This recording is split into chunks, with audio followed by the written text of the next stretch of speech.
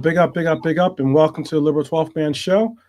We are going to be doing a ratings show today, and I know it's not exactly the most looked or anticipated moment of today, but we will be doing that. We'll also be getting into a little bit of the backstory or a little bit of the breakdown and kind of reactions that we've had from yesterday. We've kind of been able to settle in, watch the game over, which I had to do. As I often do, I watched the game a second time before coming up with my ratings. And it wasn't any easier the second time. Let me tell you that. So there's a lot to definitely get into, but we have with us today to do that with me is Lee, Nalante, and Brian. Lee, how you doing today? Good, despite the results. Still chipper. Yeah. Still chipper. And we also have Nalante. How you doing, Nalante?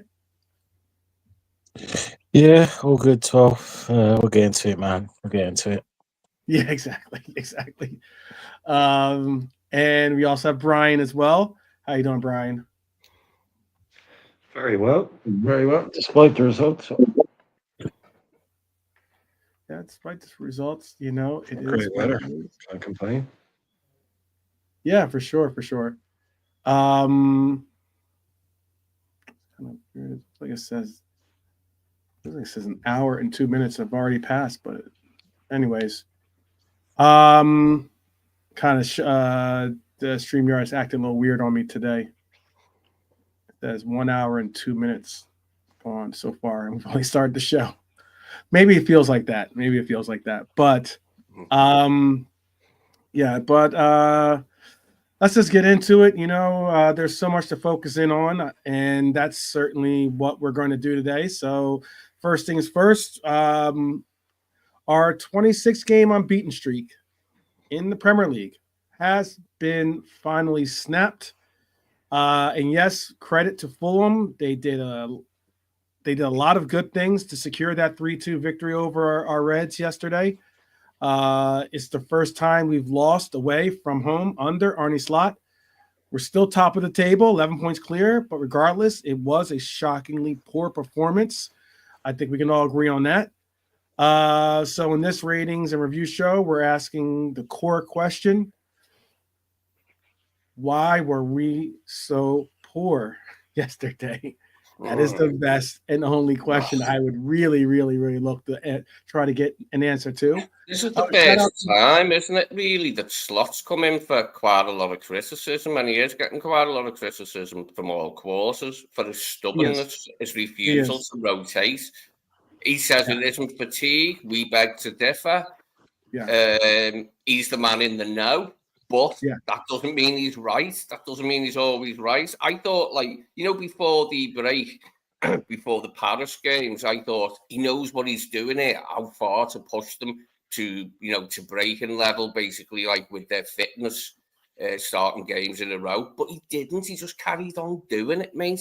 He just carried on doing it, and they were worn out in the final. It showed up badly in the final that they were worn out. There was no denying it in the final. They looked worn out physically and mentally, and it's the same. It's the same now. Like, he needs to change it up a bit, and he's got players he can bring in. He can bring in players like Endo, Elliott, Chiesa from the start, and we'd still be a decent side. I think we'd still be a good Premier League side, even if we took 3 players out and put them in. Yeah, I agree. Well, before we you just had a little bit of a taste of it, I guess, of Lee's perception and breakdown. We're going to get into that too. I was just going to give you a little bit of a rundown of what went down yesterday. Also give a shout out to the Dug Out Football channel. Big up. It's been a little while since I've seen the channel joining us today, but I appreciate the fact that you are. I hope that you're well. Big up to Norm, who was kind enough to drop a comment on the show from yesterday. I wrote you back as well. It was a pretty long weekend for myself. Definitely had me. I think I had the same legs as our team, to tell you the truth. considering that I was definitely knackered yesterday from all from the shows that I had to go to, or I say had to, that I wanted to go to, and obviously waking up. It was a 5 o'clock roll call, 6 o'clock game, 6 o'clock in the morning game for us here where I live. So it was an interesting one. We watched the game, then we did a match review and the match or viral match reaction, and that was a 3-hour show because there's a lot to react to in that debacle of a game that we had at the cottage. And now here it is. We're in this ratings and review show. It definitely looks understandable when you've got a 11-point lead with a game in hand. I get it. The pressure loosens. The butterflies aren't as tight as we would think. It starts to feel inevitable that we're going to win the league. We were doing shows about when, not a question of how, or more so just when we are going to win this league. And I still think that to an extent. So maybe, just maybe, they weren't just fully locked in yesterday, that being our Reds. But there's a difference between not being 100% focused and being mentally on vacation, because that's what Liverpool looked like for 55 to 60 minutes. They looked like they were still up in the club. Maybe they were maybe they were watching Damian Marley with me at the show or something. We're still kind of hanging out because, that was certainly not what we expected. Defensively, we were a disgrace. The midfield, outside of maybe McAllister, maybe Grab at times, but certainly McAllister. Outside of McAllister's stunner was bang average, I would say, as you guys like to say over there. And the forwards, they might as well have been called backwards, because yesterday it was shocking how bad our front line was. Absolutely shocking. So, real quick, we actually took the lead completely against the run of play. That's at least the shot that came from McAllister. It was a thunder strike from McAllister. Might end up as one of our goals of the season, I think, because that was just an absolute incredible goal. But instead of building on it, we got complacent. Fulham were outplaying us, but we were the ones ahead. That only made us, what was crazy about it, more passive, it seemed like. And then 3 goals conceded in 14 minutes. Not one, not two, 3 goals conceded in 14 minutes. That's inexcusable. Curtis Jones, a fullback again. I said it last week. I'll say it again. You do not do that away from home. I was okay with it at Anfield. Cool. That's something you could have said maybe, but that gamble worked out against Everton. Fantastic. But not on the road. Connor Bradley was available and came on to assist Diaz. It was what we needed. Even if you weren't going to do that, Kwanzaa could have started, should have probably started. And if you weren't going to do Kwanzaa at right back, put an Endo for all we care. Okay? But what happened to trusting players who've already earned it this season? You see what that gets us. So I'm going to ask the panel this question. Was this the most complacent Liverpool performance you've seen this season? We've had a couple of stinkers. This is certainly one of them. Yeah, this qualifies as the worst one for complacency. One thing I got wrong with Curtis, sometime before the break, when I said I trusted in Slot that he'd know how far to push them to exhaustion level, I also sort of overestimated Curtis. I said he can do everything as a midfielder. Which he can. It's just that as a defender, he can't. What I said was he's not lacking anything in his game, Curtis. He's got everything in his game that he needs, but he hasn't, because he hasn't got defensive position. And that's not surprising, because he's an attacking midfielder. He wouldn't have natural defensive position, and it's not something that's inherent in the position he plays in, to have natural defensive position, to know when to drop off, etc. And it showed up yesterday. I think it showed up Slot's stubbornness. Okay. Not to change it and bring Giral in and have a defender starting the game, and then bring Bradley on later. Okay. Brian, how about for yourself? Well, I mean, we've only lost one other game, so and I Yep. don't think we were even particularly complacent in that game. We just, Forest had their game plan that we've seen how it's taken care of. Right. We've only Just lost one more game in the league. a lot of Why things. I'm saying that is, In the league. yeah, yeah. Yeah, yeah, but yeah, just that wasn't complacency. That was just the Forest game plan. We've seen it work all season, not just against us. Mhm. And I think I don't know if it even was complacency. It was just a bit of mindlessness at the back, and I suppose that is mental complacency. Yeah. Being sloppy at the back. I mean, like I said Dar last night. I think that's probably as many like outright glaring defensive errors that we made all season. We made in one half. Made in well, yeah, because some of two were earlier.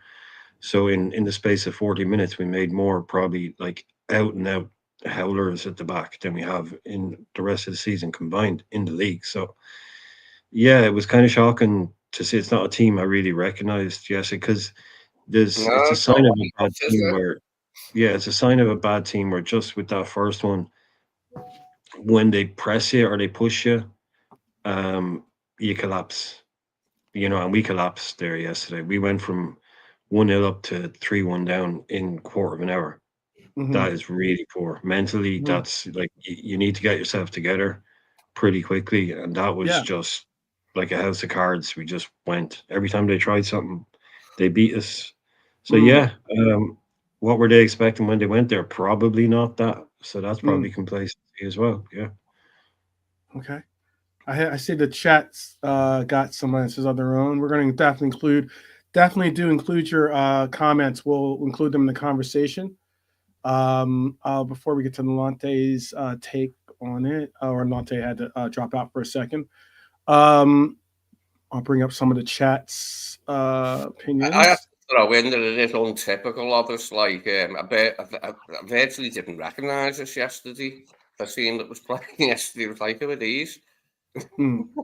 I haven't seen these before, and we haven't this season. We haven't Right. seen us like be that complacent, like and just let it. Like 3 goals in 12 minutes, I think it was. Man, Yeah. that's terrible. That 3 goals in I it's 14 minutes actually, but yeah. Uh, Norm says to you, Brian, he wants improvement, but he wants stability and continuity. Also, so 3 or 4. Oh, that's from the earlier question about getting new players in. But Bernie says she doesn't think it's complacency. She thinks it's like trying to squeeze blood from an orange. They are all lacking stamina apart from Diaz, Bradley, Nunez. That's because they don't play every game for us. Norm also went to go on to say I know it's fashionable at the moment to say the league is poor, but what he will say is Fulham, Brighton, Bournemouth, Brentford of this would have got better. So it's football snobbery to say it's a crap league. I Is just that don't because understand United why. and Spurs are poor this I year? just don't understand why Elliot and Endo did not start the game in midfield alongside Mm. McAllister to give us fresh legs because you've got a point to prove. Elliot's got a point to prove in the 10. Endo's got a point to prove that he's still useful to Hmm. us in our title running, and it would have been a perfect game, I think, to slot them in the midfield. I agree with you. I agree with you on your part and points. Uh, with that, with what you said, I think that it's always when, and this is something I'll say because Alexander also say absolutely he agrees it was complacency. Um, but what I will say is that like when Norm and I were talking about Nunez in the comment section from yesterday, and I was talking yesterday about how I think I can see that maybe the writing's on the wall, and maybe Nunez knows it, and that's maybe why he's not playing with the same intensity, or maybe he's not showing the same fire that he's had in his belly every time he gets onto the pitch. That sheer chaos factor that we all love to see. But at the same time, it's kind of like you've kind of taken it out of these players, like as in you continue to allow to say you continue to tease them with these little appearances here and there. They show up, they perform, they get results for us. They sometimes win us games, and then what's the reward? Bench. It's a return to the same old, same 10, 12, 13 players or 14 players. So I can get and understand exactly what you're saying, but it's difficult to keep that intensity as that fire lit so much, so bright and so hot and heavy for to get on there. But PA is another one like Elliot and Endo. They just don't understand why he didn't start the game. Do it. We know, like, especially Elliot and Endo. We've seen that before. I just don't understand why he didn't start the game. Mm-hmm. I think it's quite big up Edward, by the way. I big up Edward. Good to see you. Big up to Alexander. I didn't say hello to you possibly in the beginning, but I will say it now. And big up Bernie, Norm. Just make sure I get everyone properly. That being said, they don't have the excuse of fatigue now because we've got a week between each and every game until the end of the season now, so they don't have that excuse. Okay. And if we drop points there, what excuse is people going to say then? Well, what I will say this is, I had my question then would be for Nolante is back with us, and the original question was, do you think it was do you think this was the most complacent performance of this season? You can answer that if you want, but what I was going to also follow that question with is, how much do you really think, and how much do you think possibly the early lead actually hurt us in one way? I mean, like, it seemed as though we were getting outplayed. We score a wonder goal. Everyone's all on cloud nine. Everyone's happy. We shouldn't be leading probably, but it was a fantastic, absolutely fantastic shot out of nowhere. And then maybe that even made us rest even more on our laurels, and say, oh, okay, we'll get through this. We don't have to play above and beyond. We don't have to play to our normal high standard. We can get by with just, that half, standard. Is that possibly the case, or is that going too far? No, I don't think it was the goal, to be honest, 12. Because then I think Fulham, the warning signs, they should have had a penalty. Definitely, they should have. I've seen it. Kelleher wipes out a pair and VVD, Muniz. They should have had a penalty. We got lucky there. The warning signs. It's just that McAllister, the only real good bit of playing the first half is a wonder strike because driving as he does. And then the game was the game after that. If I'm honest, and it's a bit of complacency. Fatigue maybe, and just a little bit of fatigue and just poor performance. It's a little bit of everything, to be honest. I don't think it's one after another. It's a little bit of honest. And again, Slot was being too, and I said this before, Slot was being too smart and arrogant by playing Jones right back. He didn't need to start him again. I think, again, Jones was okay, and he won, like I said, he had a good game clearance, but Everton were no threat. They were not really threatening on the wings. Fulham, I knew, was going to be a different opposition. And you don't need to be too smart and overplay Jones. That was a big mistake from Slot. And you see what happened. Jones struggled yesterday. So it is what it is. It's, like I said, the lead is there, but Slot, again, I don't want to go back to my yesterday's run, but Slot has to learn quickly. And I know, big up the chat. I know Bernie was saying about we should facilitate Mo, but yes and no. I don't think so. I think when these players, if they have if Mo, let's just hypothetically say Mo has a bad game every day, and I know he's the goal scorer. I don't want to see people play based on reputation, regardless how good they play are. I want this is a team game. I want players to come in and have the chance to run. Even Darwin, again, I don't rate Darwin. I didn't want him at the club, and we can say what we want, and he hasn't cut the mustard for us, unfortunately. But it's never from you can't put a player. And again, let me go back to the Southampton game. He had a shocking first half, and you should have been sent. You could have been sent off. And you know, I remember Brian, obviously with the private in our group chat, it's going mad. But you kept him on. He scored a goal, and you won a penalty. Fair enough. Play him for the 90 minutes, but you take him off for what? This is what I'm saying. Slot does these things with play. There's a little bit of favoritism I'm seeing, and I'm not liking it because let the guy play the 90 minutes. Let him just get a 1 or 2. You know, I don't understand why it's an issue with Mo being on the bench and playing Chiesa. If it doesn't work after 65 minutes, bring on, because these guys need to be motivated. Because if you're just playing them all the time just because of reputation, they'll have complacency performances, and it's showing. You know, and this is what I mean. You need the top managers. Yes, there's players that are better than some of the team, but they're not going to have a bar of it. Like, you know, you think Pep, like KDB, even when he was at his prime, you think he wasn't scared to bench him? No. This is what I'm saying. This is what top managers do, and this is it. So Slot kind of needs to kind of check himself, and you know, certain things in the press conference, he's saying, "Oh, we were better second half." We were better, but Fulham still had chances. So it's just some of Slot's comments. I'm not really liking it. And now 7 days, and we know what the lineup's going to be. And if we do drop points, what's the excuse going to be? What are people going to say? What's he going to say after that? So I don't know, man. I don't even know what to say anymore. I'm in the comments about mental fatigue playing a role rather than Yeah. physical fatigue, just having to go again all the time. You know, they need a little respite from it. That's what squads are meant to be for. That's what you have squads for, allegedly.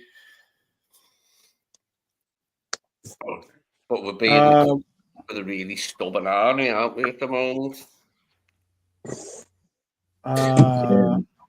Oh, A, B, and C. Okay, my fault. Okay, I got you. I mean, A, B, and C. Okay, so yeah, I put a poll in there for you guys. I asked who was. Bring it up actually. I put in there who was most to blame for the Fulham defeat. Was it Arnie Slot's lineup? So that would be Arnie. Was it B, defensive errors? Was it C, the midfield control? Or was it D, lack of forwards production? I got answers of A, B, and C from Jimmy. Brian said mainly B, which is defensive errors. Norm said that he agrees with Jimmy on A, B, and C. And I think there was one other answer, maybe. Yes, and Edward said A, actually, Slot's lineup, just straight out Slot's lineup for Edward. So before we get to the next segment, then I'll ask this last question then.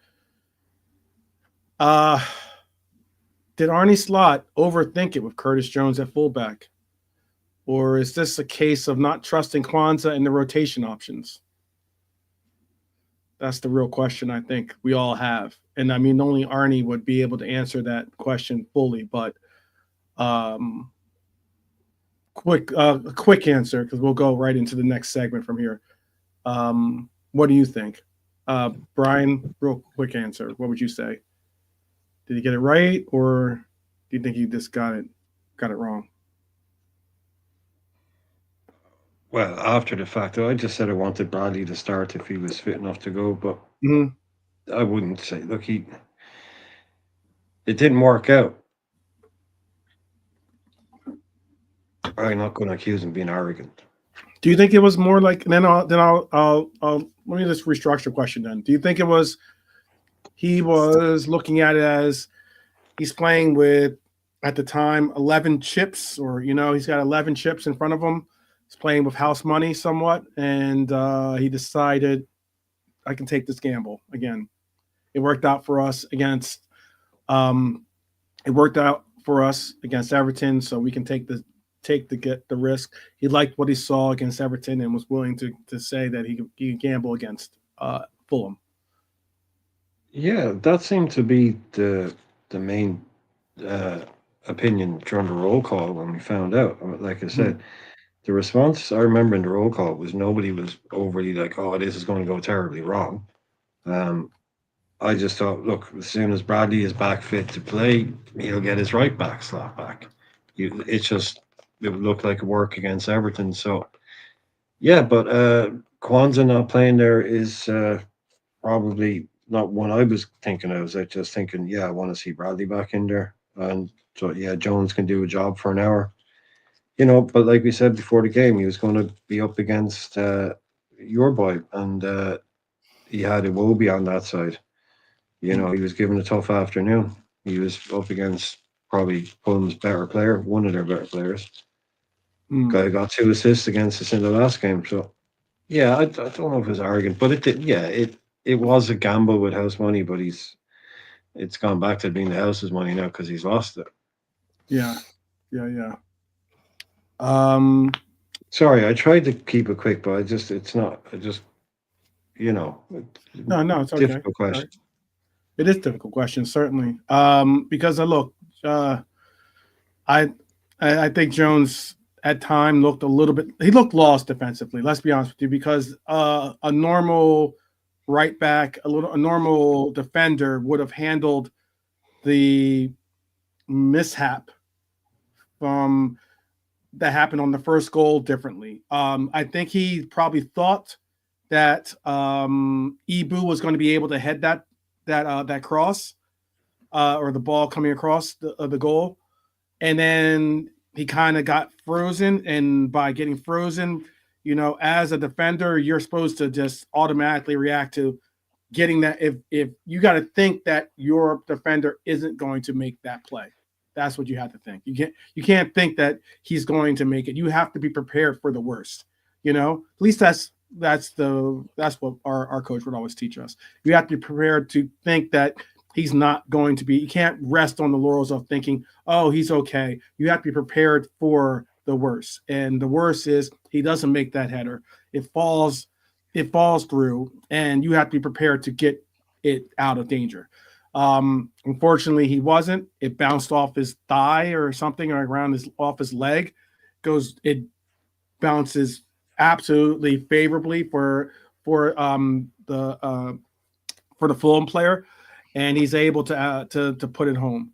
And it was a good finish for him to put home, but he was slow to react. He gifted the Fulham player the opener, but that was a defender situation, and he just threw like kind of a half-hearted leg at it, and that was the problem. We love Curtis for his mentality, but that wasn't the role for him yesterday. I think we've now gone from, I think what yesterday, and tell me if you think the same in the chat, please. I would love to hear this. If you're watching this on replay, I'm sure this section is probably going to get the most comments if I get any from this at all. But yesterday, when I saw that happen, the first thing I thought of was when we were down to playing Fab or Henderson or players that were midfielders in our center half position, playing them as defenders, And here we are again, playing a midfielder as a defender. And it made me think of that situation, but it also made me think about the fact that when we were doing that under Klopp, we had center halves to play. We just didn't believe in them enough to play them at the role. Now, Fab did a job for us at center half. And at times it was a really good one. I mean, he had possibly one of the best performances I've seen for a center half for us against City, for instance, However, these players are midfielders, and they want, and it's just natural instincts for them to want to push forward, to want to get to get involved in the attack. In a game against Everton, that's certainly accessible and understandable. But in a game against Fulham, when you've got these players that are just trying to get behind your line, trying to force you to play defense, trying to get the ball forward and get involved in their offensive attack, you can't really have that. So it was just something I thought maybe, I don't know if you guys thought that or not, but that's just something I thought of when I saw that.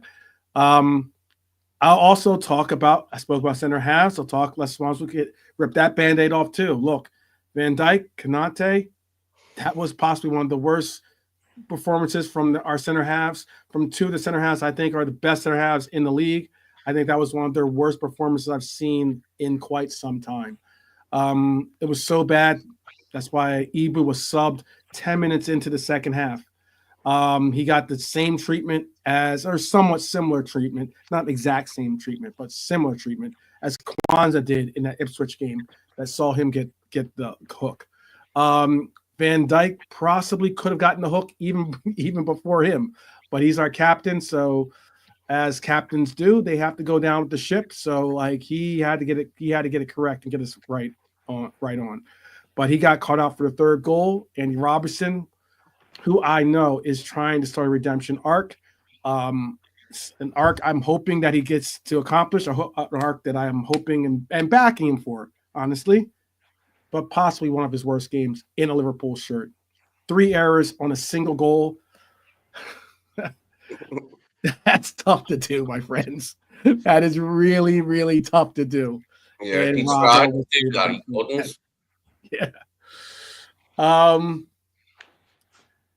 Has the back line become too error prone for a title run? I don't think that's. I think that's going possibly a little bit too far. I've heard that be put out there. But I will ask this, since Robbo is the center of focus of that, one of the centers of focus, is Robbo still dependable in big games, especially big away games? Yes and no. Yes Just and don't no. overplay him. Okay. Yeah, give him a rest sometimes. Allow the second left back to play sometimes. I think looking back in hindsight, like that's another position on the pitch because of started a different player. You know, Costas is an international. Don't forget, he's not crap. Mhm. He's an international player.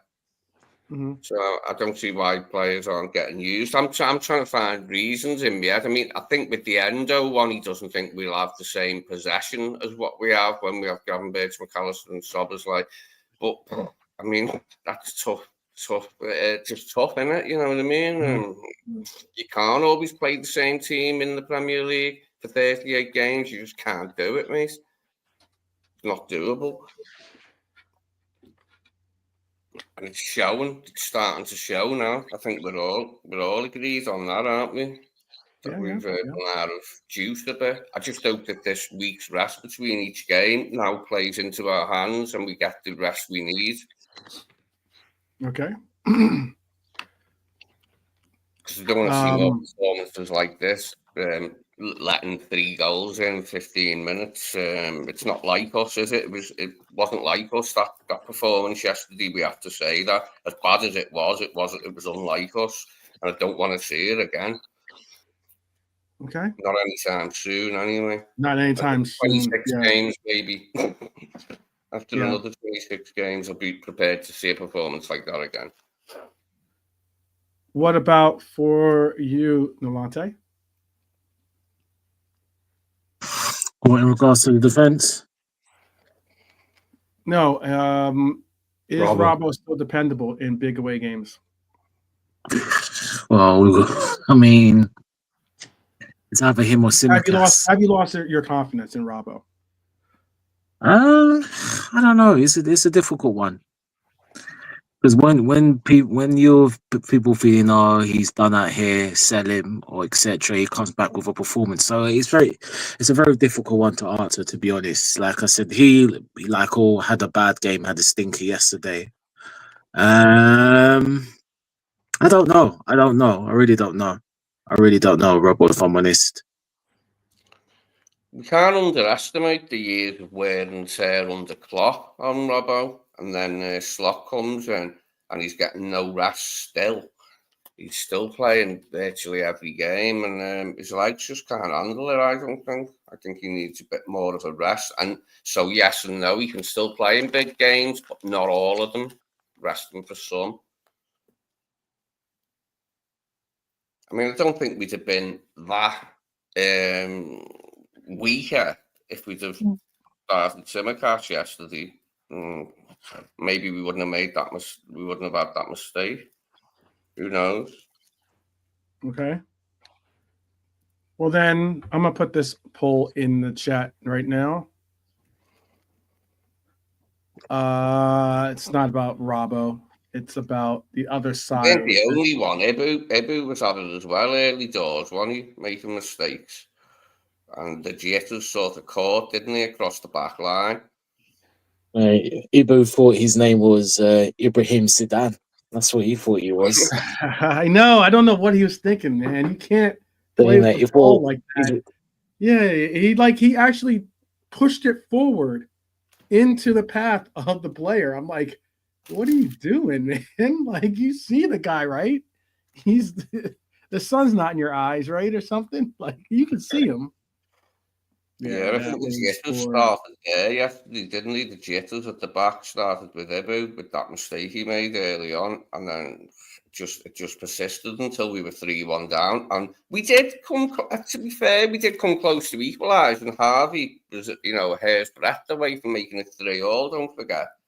So we've got to give the players that. And we've got to say, again, it is unlike them to perform like this. Just don't want to see it again anytime soon. As I say, another 26 games would do me before I see anything like that again. Mm-hmm. I'll ask the question, who should have started at right back versus Fulham? Connor Bradley, Curtis Jones, Kwanzaa, or Endo?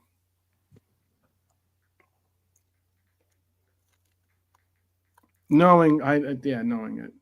I know Connor's probably going to be the answer. Bradley. Yeah. Because you probably wouldn't have gotten, and that would have been with the mindset of Connor Bradley starting, but knowing you're not going to get a full 90 minutes out of him. You're probably going to get at most probably 60 minutes or something. Yeah, I wouldn't have started him. As I said previously, I wouldn't have started him. I don't think it was right to start come on as a sub, which Slot did. That's the only thing he did right. The only thing he did right. It's just the fact that I would have just started, as I said before, start Kwanzaa. Again, like I said, the whole Jones thing for me, I didn't like that. I really didn't like that. I think he's getting a little bit arrogant. We needed a defender in that position yesterday. It's not natural to Robert. It's not an intrinsic part of Jonesy's game to know when to drop off and where to position himself as a fullback. It doesn't come naturally to Jonesy. I think we all saw that yesterday.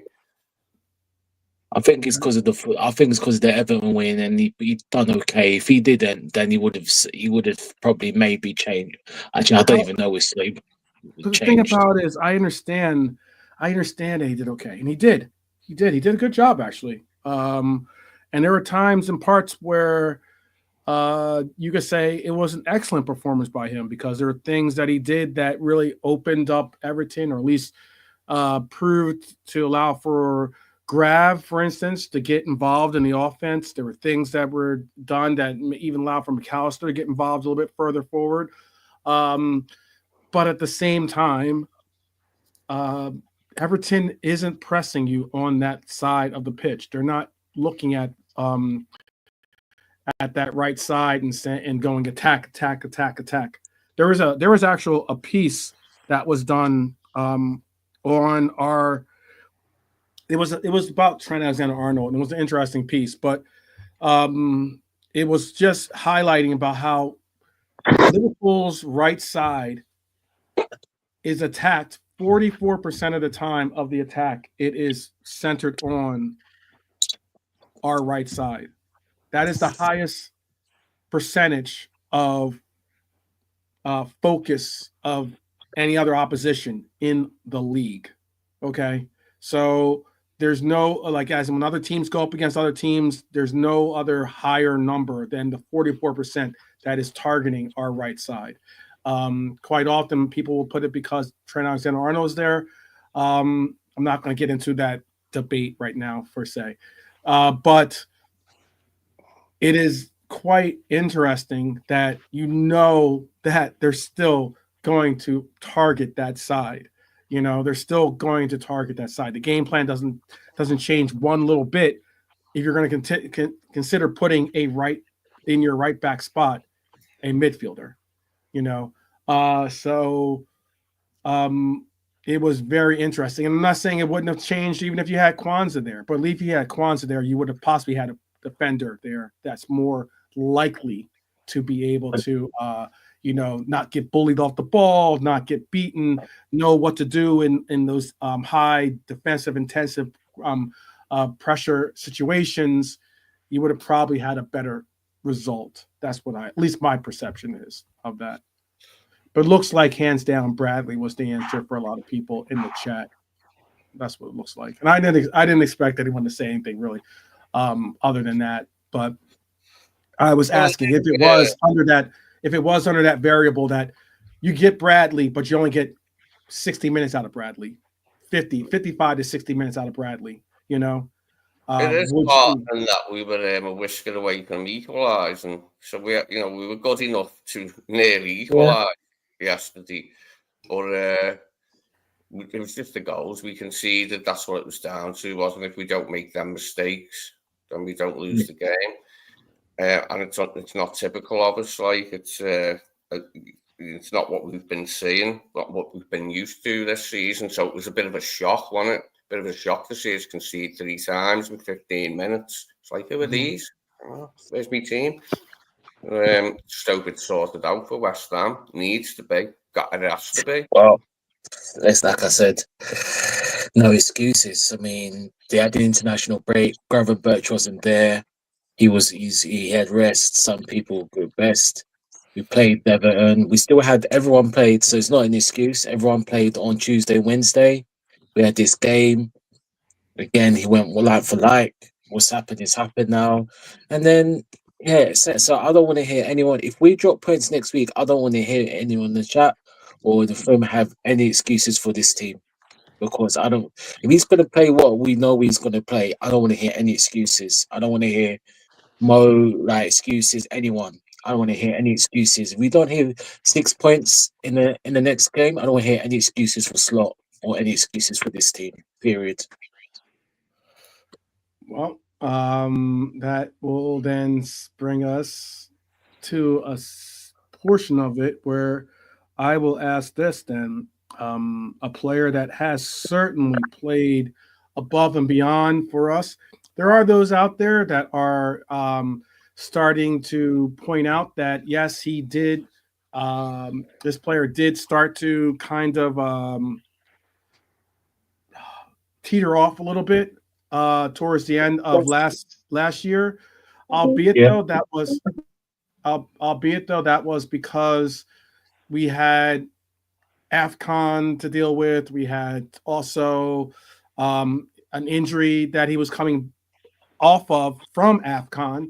But Mr. Salah, our Egyptian king, Mo Salah had to wait nearly 15 minutes for his first touch yesterday. Let me repeat that. 15 minutes before he had his first touch in the game yesterday. His first attempt on goal came after an hour of the game. That was his first attempt on goal. Came an hour after the game. He looked lost at times, but it wasn't just him. Look, Hatta, Dam, Hakpo.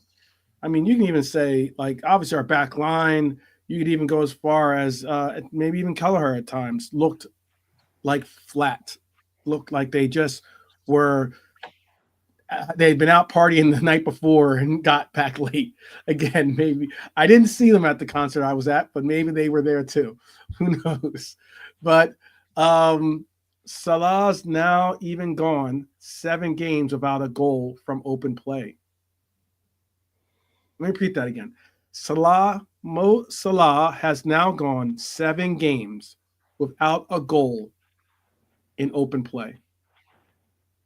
That could be seen as a problem for some. Yet in the final 30 minutes, I understand this too, what Nolante just spoke on, we actually looked like a team again. I will put case in point. It's because we had some subs out there that were playing with heart, were playing with some fire in their belly, and were trying to make a difference. Diaz came in, Bradley was added for balance, and suddenly we had shape and drive. So here's the question. Why does it take us so long to wake up? Here's an even better question. why is our coach not put some of those parts and those players in the starting lineup? Because I don't want to keep asking this question. Are Liverpool becoming a second half team? Second half FC? That is not something that we want to have again. It's a great feature to fall back on if necessary, but it's not a feature that you want as your main narrative. I think we can all agree on that. I think we were all pretty shocked at what we got yesterday. We suspected that it could be a poor performance after the international break, and it was. Mind you, we had the Everton game. Yeah, it wasn't the first game back. We had a win, and McAllister put us in front. Let's not forget that.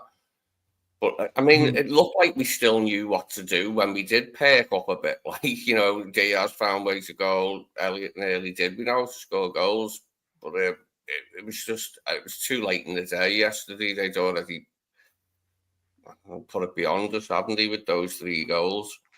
Mm-hmm. How about for you, Nalante? What do you have to say to that?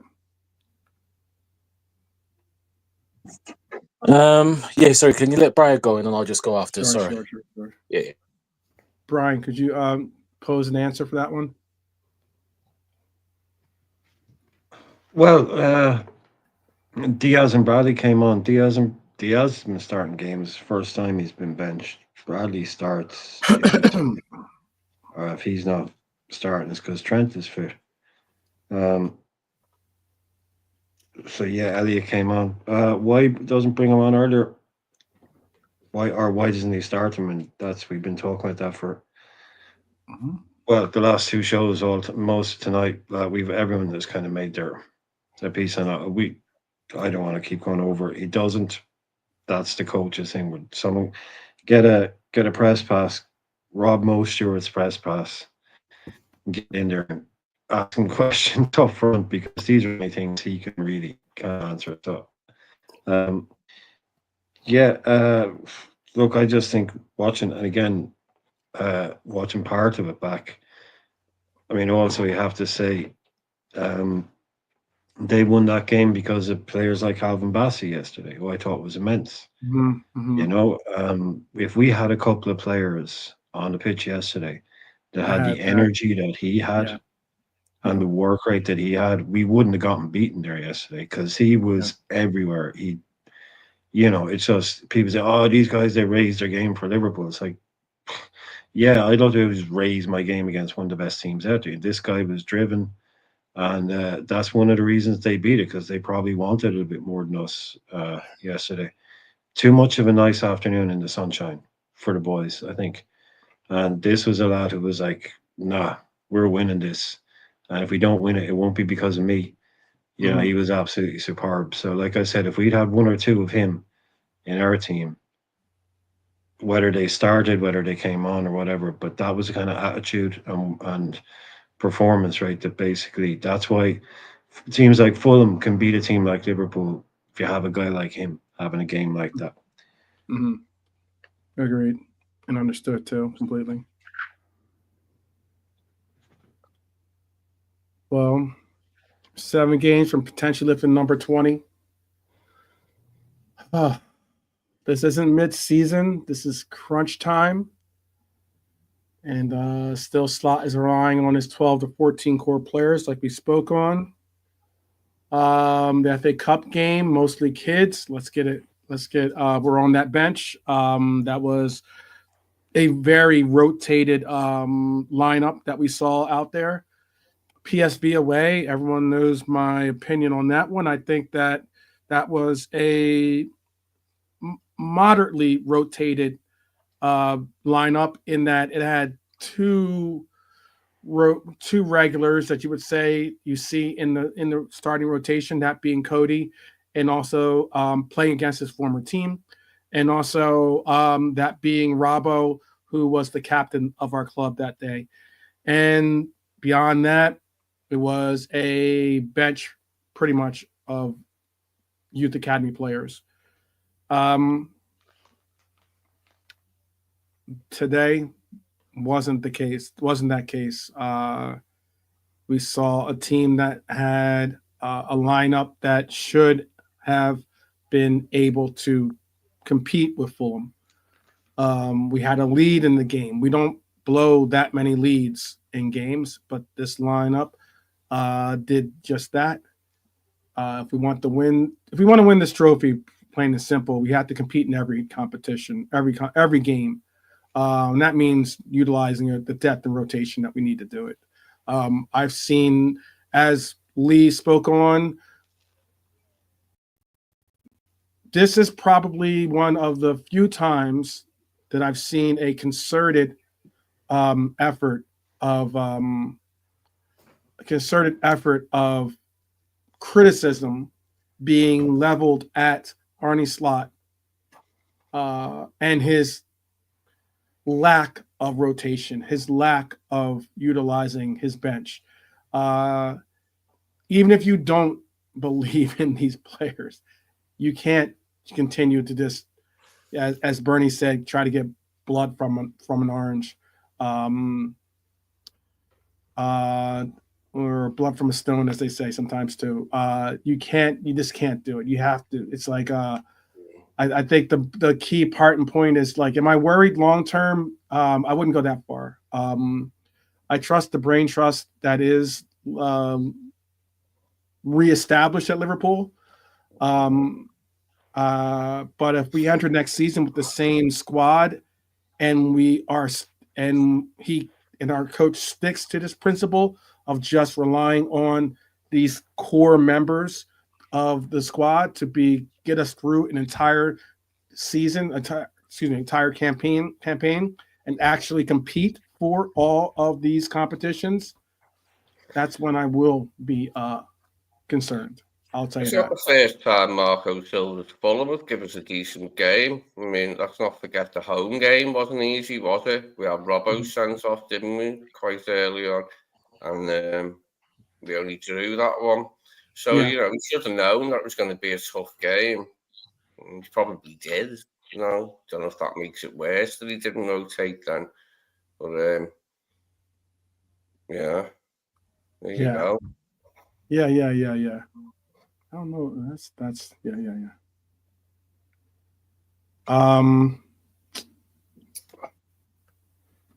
So let me see what I'm gonna do here.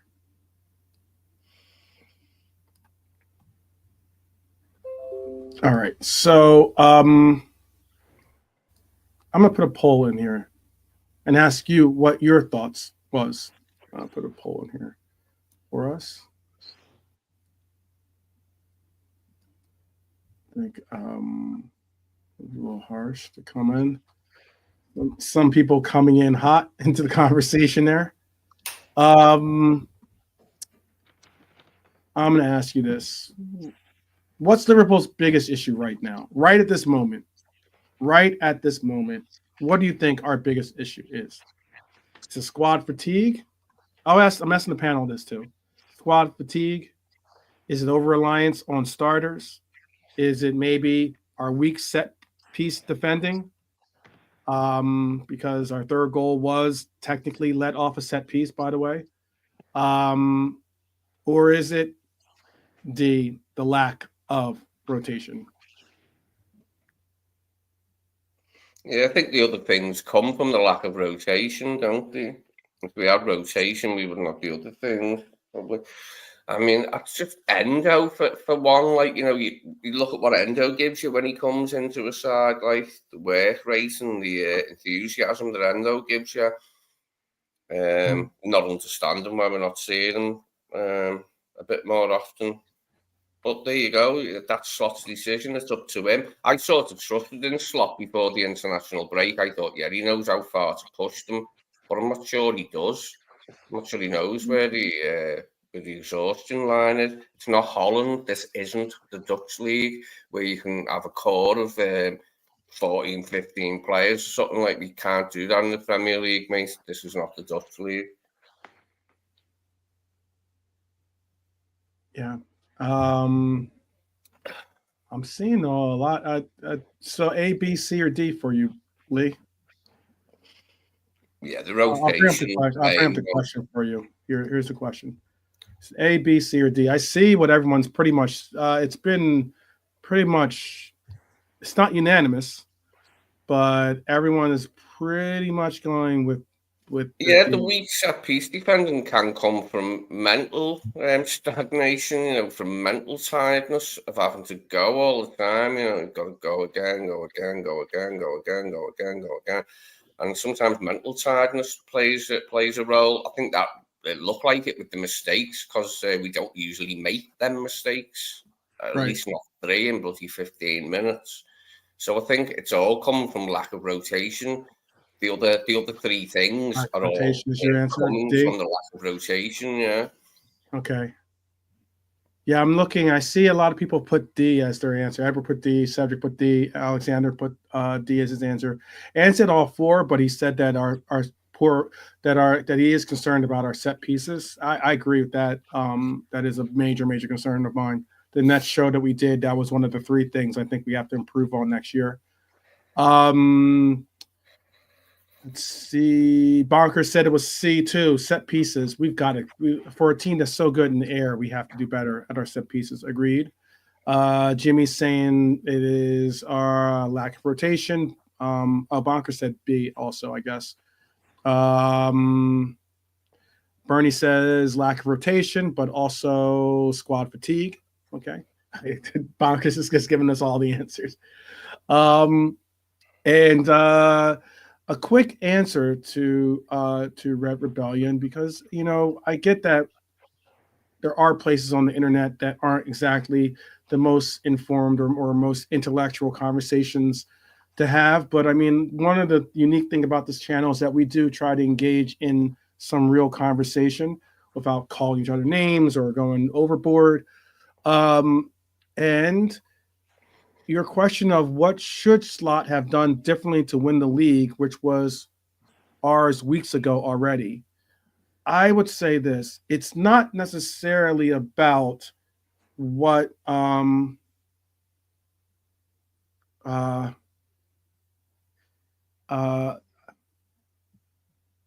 channel with more viewers, no answer either.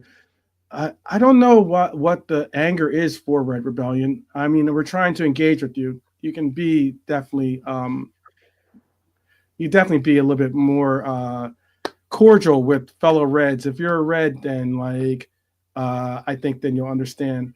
But what we're trying to get across is that we can be critical or we can critique. And what the answer is that you might be focused in on the league. That's fantastic. That's awesome for you. That's your opinion. And on, uniquely on this channel, we're allowing for you to have a participation in saying it. But what I can say is that some of us do have a focus on not only this competition, but the FA Cup. Not just this competition and being the league, but the League Cup. Some of us do have interest in winning the Champions League and being able to navigate through all of those competitions along with the league and be able to compete and win the league and possibly win the FA Cup or win the League Cup or win Champions League or win the whole lot. That is what we as a club focus on our levels. So when we look at how we've been navigating towards winning the league, kudos and much respect and appreciations for the fact that Slot is about to let us raise up number 2-0. But the problem that we're addressing, or the concern that we're addressing, is how do we go about winning leagues and have enough in the tank to win other competitions along with the league? How do we go about winning the league without overexerting ourselves to the point where our team, our core starters, seem to not have the legs or the tank to get over the line comfortably?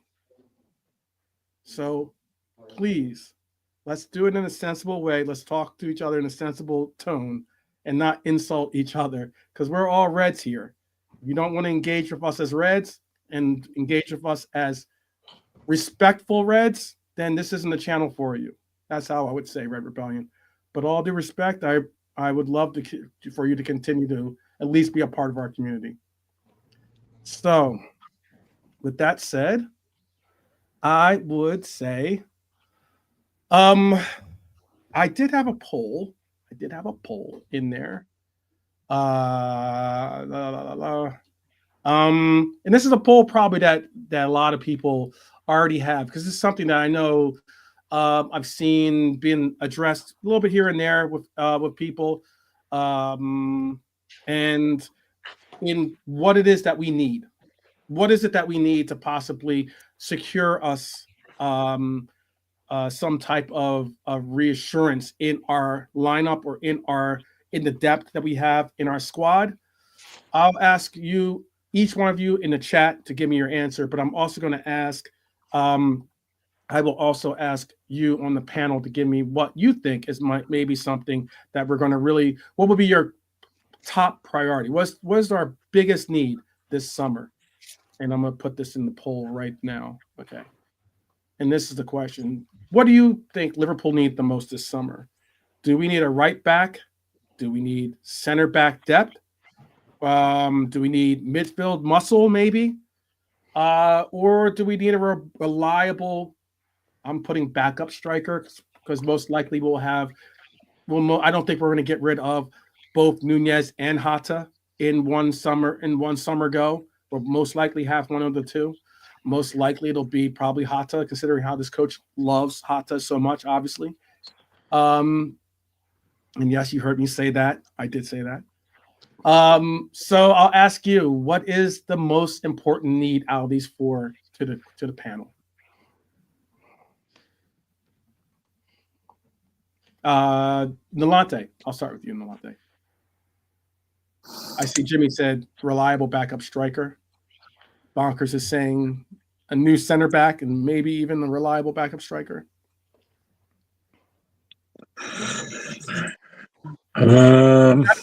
Try to pick one. Just try to pick one. I know that there could be multiple areas of the pitch that you want to engage, or you want to fortify, or maybe even restructure.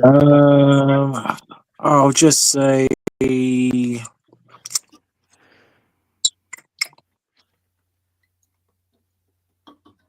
I'll say a new centre back. I'll go with that. New center back. If you have to push me, yeah, a new centre back. Okay. Lee, what would you say? If you can only choose one, these are your four choices. I think we all know that our goalkeeper is pretty much center down. We don't have to worry about the goalkeeper. As have midfield muscle to change games, because we haven't got any midfield changes, have we? We haven't got any at all. He won't use Endo or Elliott, so we ain't got any. We've only got Jones. Jones is the only change we've got. So we need more in midfield, more that he'll rely on, because he's proved he won't on Endo and Elliott. Okay. Rely on them, that is. How about for you, Brian? None of them really, but kind of. I'm bringing in a striker, but he's not a backup. We bring in a forward. We're bringing in a forward to come in and just, whoever the backup is will be on the bench. That to me would be the only change I'd make to it. But I'd be bringing, if I can only bring in one, then I'd be bringing in the forward, but he'd be a starter. Okay. So you think that they're going to bring in, you would want to see a starter brought in, and either most likely Hatta, but maybe Nunez or Hatta. Let's just, for argument's sake. Oh, whatever it is, but would go to in being a backup to that player. Yeah, I'd be bringing in a striker that starts, a forward that starts. Okay. The chat's got some different answers out there. Trudon went with the striker option. Bonkers went with, I'm just going with your first answer, Bonkers. Went with his new center back. Looks like Mark A is saying left back actually is the most pressing issue in the starting 11. Okay. I didn't have that as an option, but I can understand that. You could you could, if you want to swap out, I guess, the right back to left back one. But we yeah, okay. Let's see. It'll be an interesting summer with Slot being hell bent on 14-man squad. I know, Alexander, we definitely agree with that. Norm says midfield for him. He needs some midfield muscle. It will allow Dom and Mac more freedom. Agreed. I can understand that. Edward thinks it's going to be the right back. Is the interest top concern for us this summer? Okay. Jimmy's going with midfield muscle. Okay. And in particular, a DM would not only allow Mac and Dom more freedom, but would help back four. So for him, it's a DM. We've got quite a lot of stuff on this summer, haven't we? Yeah, I mean, like, it is interesting, and why I think it's cool that we are able to conduct this conversation. You know, the discourse we're having is that everyone's got a different area where they see as being their top priority. You know, if you look at it, Cedric has it as a striker as being his option. Bernie has it interest on the midfield.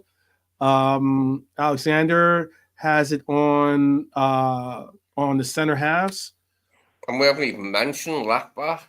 Yeah, I know. Other than Mark A did say that in their left back is this most pressing issue. But yeah, I think left back. I think we're going to get a left back. I think that's the most assured position we're going to get a player in on.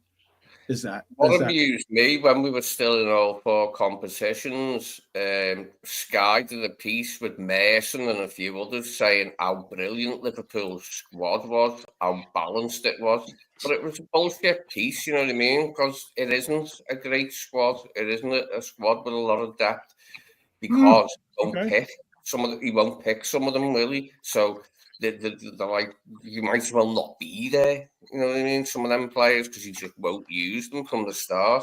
And that's got to change because this isn't the Dutch league. We have to keep reiterating that. There isn't the Dutch league and he can't do what he did at Feyenoord. But isn't that the key part, though, Lee? That is the key part. And, you know, one of the things I've been stressing, and it's why we have these conversations, is that I've been stressing that there are those out there that'll say, "Oh, well, we've got squad depth issues." I think it's Unconformed FC. He's an American commentator. He's done pretty well for himself. He's got umpteen thousand subscribers, and I like his show. I do comment on it. I don't necessarily know if he watches our show or not, but I know that I do comment on his. I watch his as well. I try to watch a lot of different content creators out there, and I do put my 2 cents into the comments. But I also, why I was bringing it up is because I remember specifically one of the comments I did make was after one of our games. I think it might have been after the Newcastle game. It was put out there that we just don't have the depth. We don't have our squad depth is lacking. We don't have a squad depth that is reliable in the likes and such and such. And I said, my short answer now, because I certainly, you know me, I had a long answer when I put it into his comment section. I'm that guy that puts paragraphs. My answer was, how can you say we don't have squad depth if you don't use the squad? If you were to say we don't have squad depth because we've seen those players play in games and perform poorly, or not measure up to help us contribute, or measure up to help us succeed in whatever we're trying to get accomplished on that day, I could say, yes, thumbs up, you're right on, spot on analysis. But I will contest the fact that I've seen Endo be called on at times and play fantastic. I've seen Elliott be called on at times and provide winners. I've seen who else do we want to speak on? I've seen Nunez do the same. I've seen I've seen obviously Connor Bradley play a part in providing some type of rotation for Trent Alexander-Arnold, who is probably one of those players that 9 times out of 10 you would expect or has been played 90 minutes of a game. I've seen a second choice goalkeeper hold it down while our world-class goalkeeper was on the mend. If you're going to tell me that players like Chiesa, who I've seen come in and do bits, doesn't provide some type of depth, that's a conversation I'm willing to debate you on. But you've got to use the depth to actually say we don't have the depth. And I think that when we've seen these players, whether it's been before in other competitions or other campaigns like the year before or the year before that, when we've had to utilize players, they have measured up incredibly. Whether it's our youth academy players, whether it was like fringe players that probably shouldn't even be fringe players. Shout out to Natty, okay? Like players step up when asked to step up. I'm not saying that these players can be all-time starters and be the path towards our future, but I can say they provide depth and are important to provide that depth. I loved one of the players I was happy to see, and one of the players I really did like and love on this team, Shaqiri, absolute baller. Starter, that could be debated. But as a depth, as a squad player, fantastic choice. Divock Origi. You can make that argument. Maybe he doesn't have, I've seen people say, question his want and his desire to be a full-time starter. You can have that debate. But as a squad player, as a go-to player, when you need someone off the bench, tell me someone that's better. Those players do exist on our team. But if our coach decides not to go to those players, it's a whole different conversation.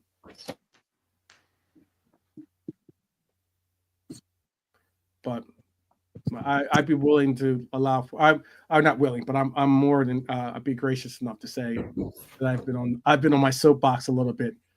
Maybe some comments from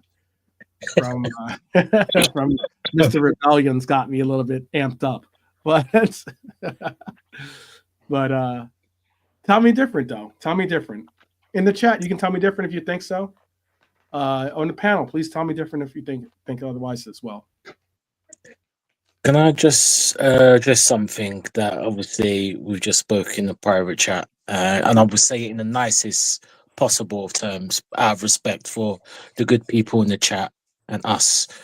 Red Rebellion, look, for you to get out numbers and this is very disrespectful because 12 puts in the hard work, and all of us, I'm sure you've been in the show, we've all had very debated opinions. No one has ever been disrespectful as needs to be. No one's been disrespectful to one another. And same with the chat. You can ask them, we have all had biased opinions with each other. We're never disrespectful. For you to put numbers and just say moaning, then that's on you. Look, and look, I'm going to be quite blunt. If you don't like it, then you can go somewhere else. It's really simple as is. No need for you to come and disrespect the panel, or chat, and say your piece. If you don't like something, you don't watch it. That's what I do. If I'm not happy with something, then fine. So that's all I need to say. Okay. What do you feel about that comment, Nolante?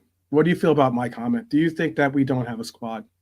Do you think we don't have depth on this team? Do you think that our team has? There's a reason. There's a defense to say that Arne Slot shouldn't be playing shouldn't be giving minutes to other players on this team.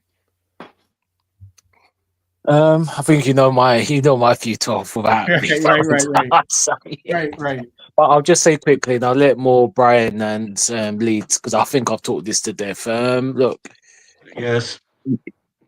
exactly. Brian and Lee, I think I've talked it to death, from my opinion. So I'll let Brian and Lee go into detail. No, yeah. I think we all know. But yeah, he should have rotated more. I mean, yeah, like I said, we're all cool. I think that the only problem we have, squad depth, if we're taking away for the manager, yeah, like you say, if you have guys and you want them to come on as subs, you've pointed out yourself there. Yeah, even when they do get that chance, yeah, they'll come on. They have contribute, done their little jobs. So yeah, it is hard for these guys not to get games, especially in a winning team. But I just think right now it's more of yesterday should be a wake up call because it is a kind of it's almost like when that sprinter is um 10 yards ahead in 100 meters and he starts slowing down in those last few paces. I think we're in that kind of stage of the race now, and if you slow down a little bit too much, you get maybe nipped on the back shoulder. I think we're in that kind of playing once a week, not much motivation in any cup. The league is pretty much won. It's when, not if.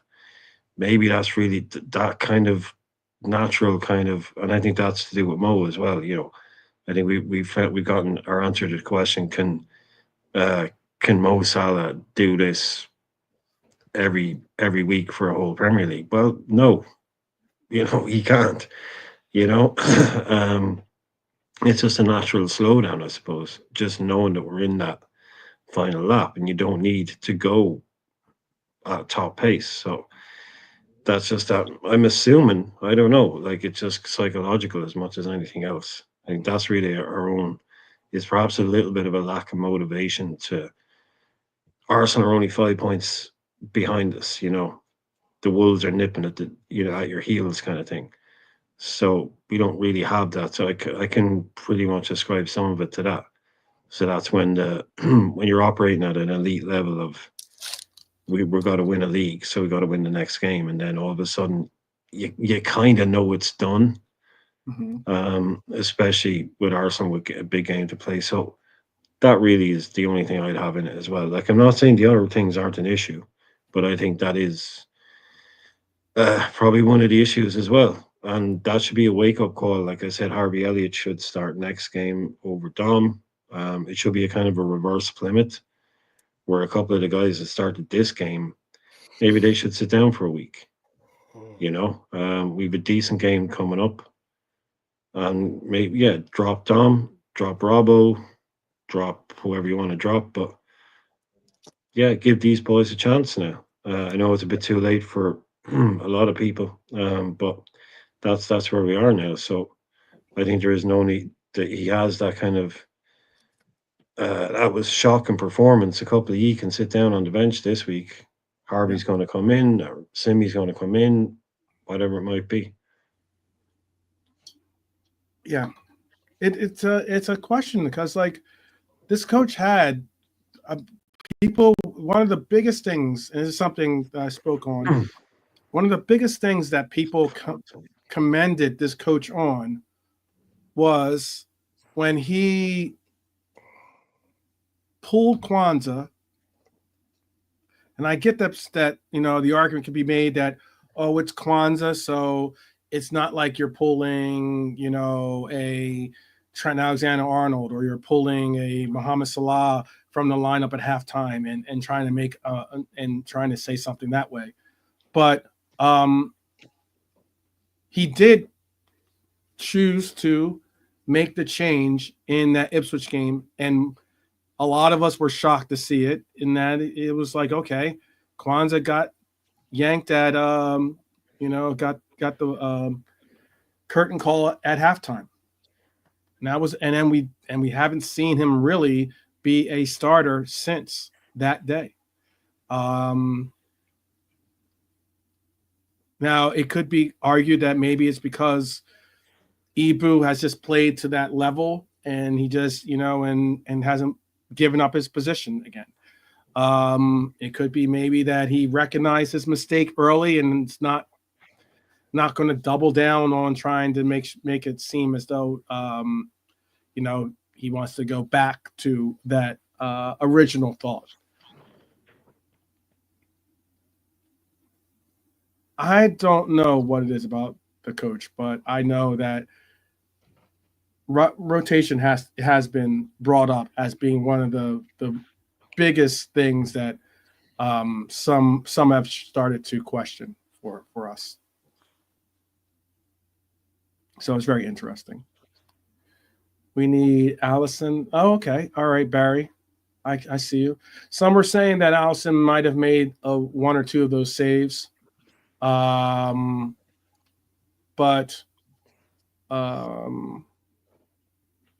yeah, it is what it is. K-Mac, big up K-Mac, by the way, big up, and also big up to Barry as well for joining us. Let's see what K-Mac has to say. He was saying it's one game a week. Slot will not drop any of the main players. Slot said him and Richard Hughes have spoken about Curtis as right back. He might get played again with Bradley coming back slowly. I hope that's a lie. I really do. Hope that's just a rumor.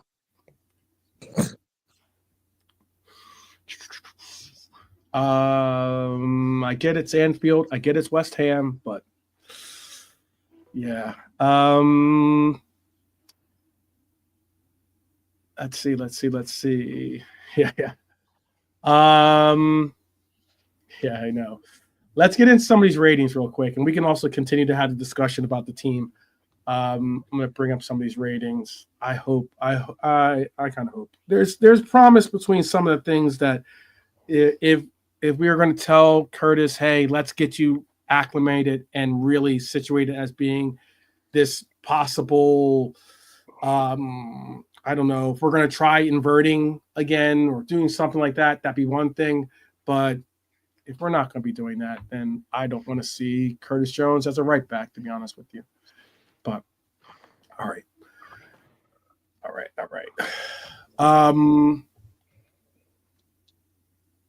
let's do this. Ratings. Here is what yesterday is. I noticed this photo certainly is certainly part of it. Those are some of the subjects. I forgot to put those up there. I forgot to put the subject titles that we're going into. But okay. Yesterday, these are some of the numbers that we saw. Obviously, Fulham 3, us 2. You look at the XG. Surprisingly, despite them having 3 goals, there were 3 goals on 3 errors by us, and the XG was not high.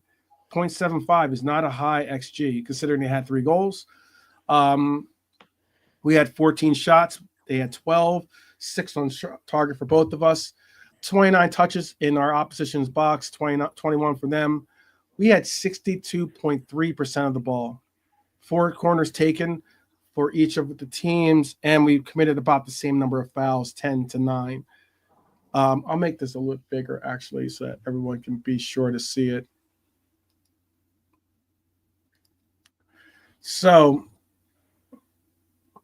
this was the squad. This is the SofaScore ratings they gave out yesterday. This is the squad that was out there for us and for them. Iwobi had a great game. Robinson, great game. You'll notice that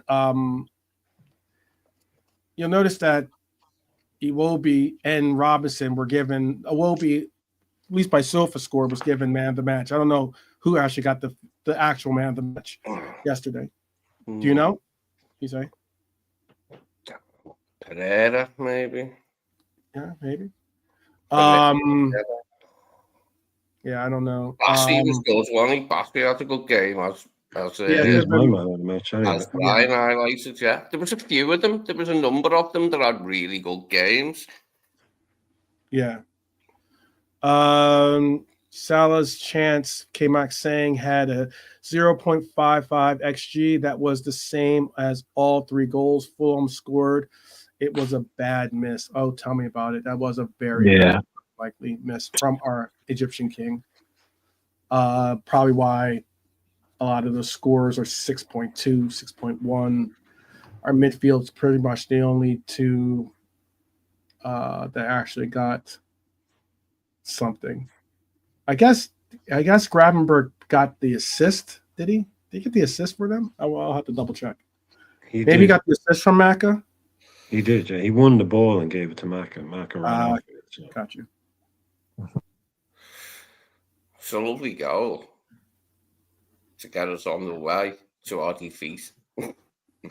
Lovely goal. Yeah. Yeah.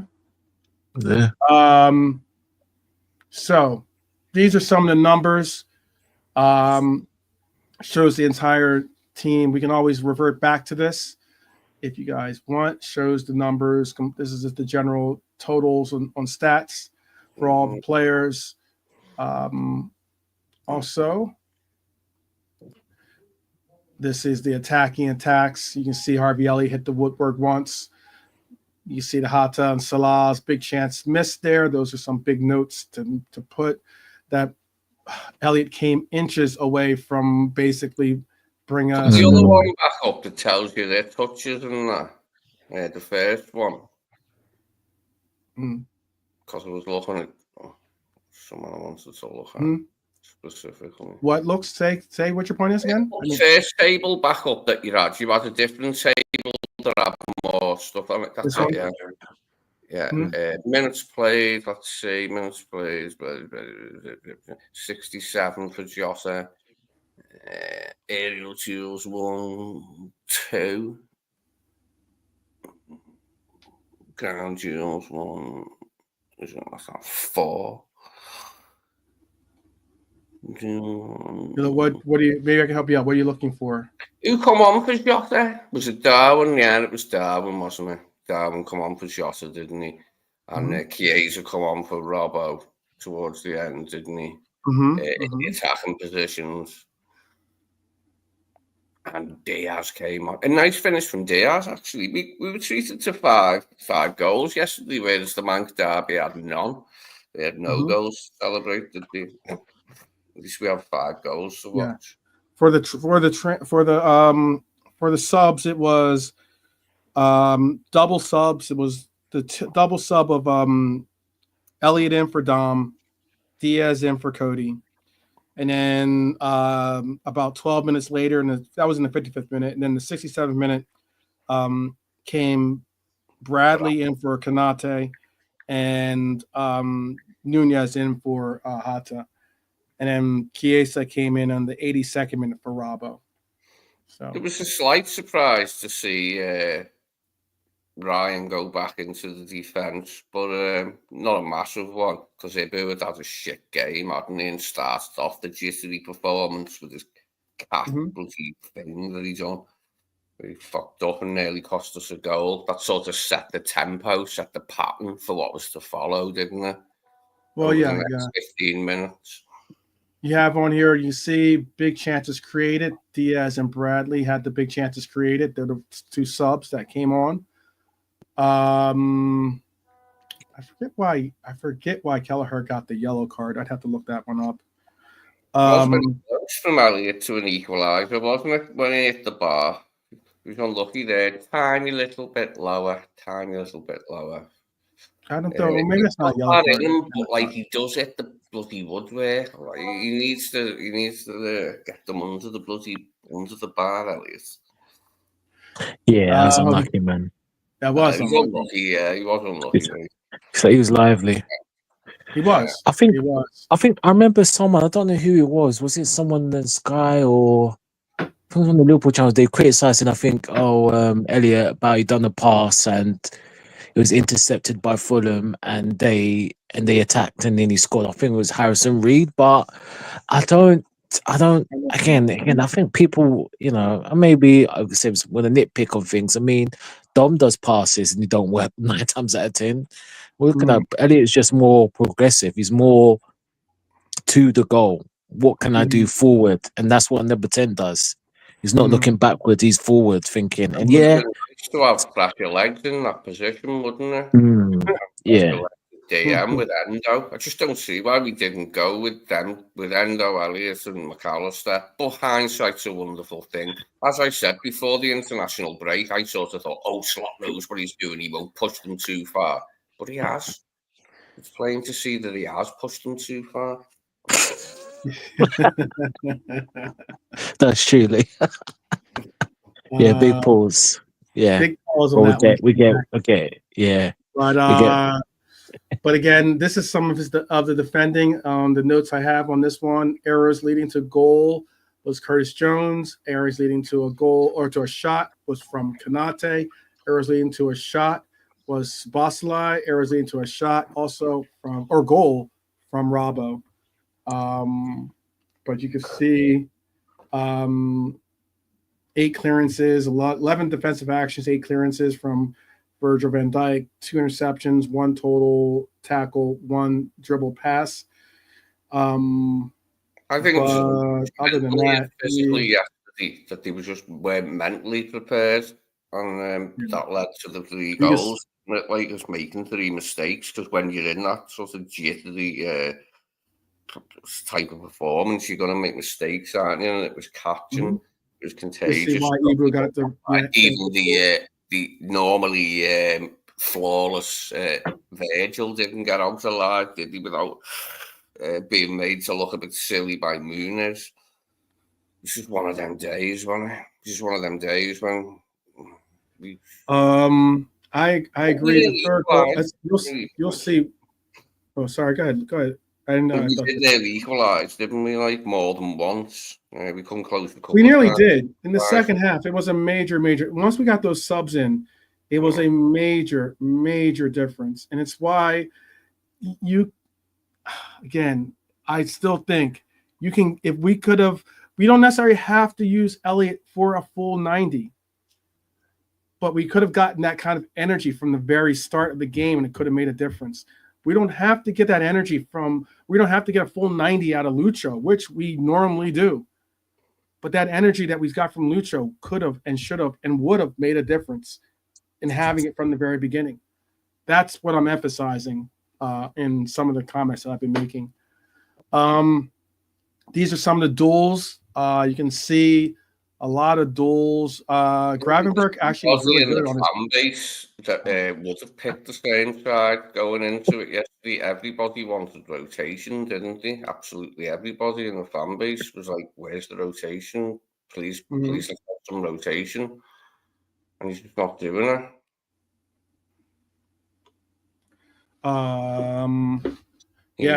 K-Max saying it was the first time all season we have conceded 2 clear goals in a game in the Premier League. A bridge too far for K-Mac, but we almost did it. We almost got through. Bernie's asking what your channel is called, by the way, Nolante. You can tell her that in the chat. And you can analyze it better. Oh, yes. When you watch a game over, you can definitely watch it. When you watch it a second time, you can sometimes watch it without the same visceral attitude that you might have. Like when you're watching it, it's one thing. I was angry, or not angry, but I was upset. I was frustrated by a lot of the mistakes where you're just like, oh my goodness, how do you make that mistake? But you watch it a second time, you're just like, okay, I get it. But let's get into this. I put Kelleher's stats on here since they're not all going to be listed next to him, but I just put Kelleher's stats since he's the goalkeeper. It shows his stats. He had 1 save from inside the box, most notably the one that I thought that he should have saved. Or could have saved at least. I think he should have saved it, because the last thing as a goalkeeper you know you're going to get beat. It's a possibility that you're going to get beat. The last thing you want to get beat as a goalkeeper is through the 5-hole, as they call it. And the 5-hole is in essence like a nutmeg, basically. So yeah, it's a shot that I think he could have and should have saved. But and could have made a difference. Could have made a difference. It would have saved us a point. But all the same, the other two shots I don't think he's saving. I don't think him. I don't think Ali. I don't think anyone's saving those other shots. Those are just good shots.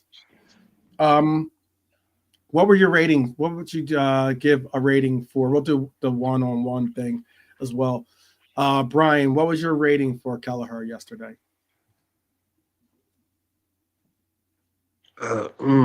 Yeah, 40.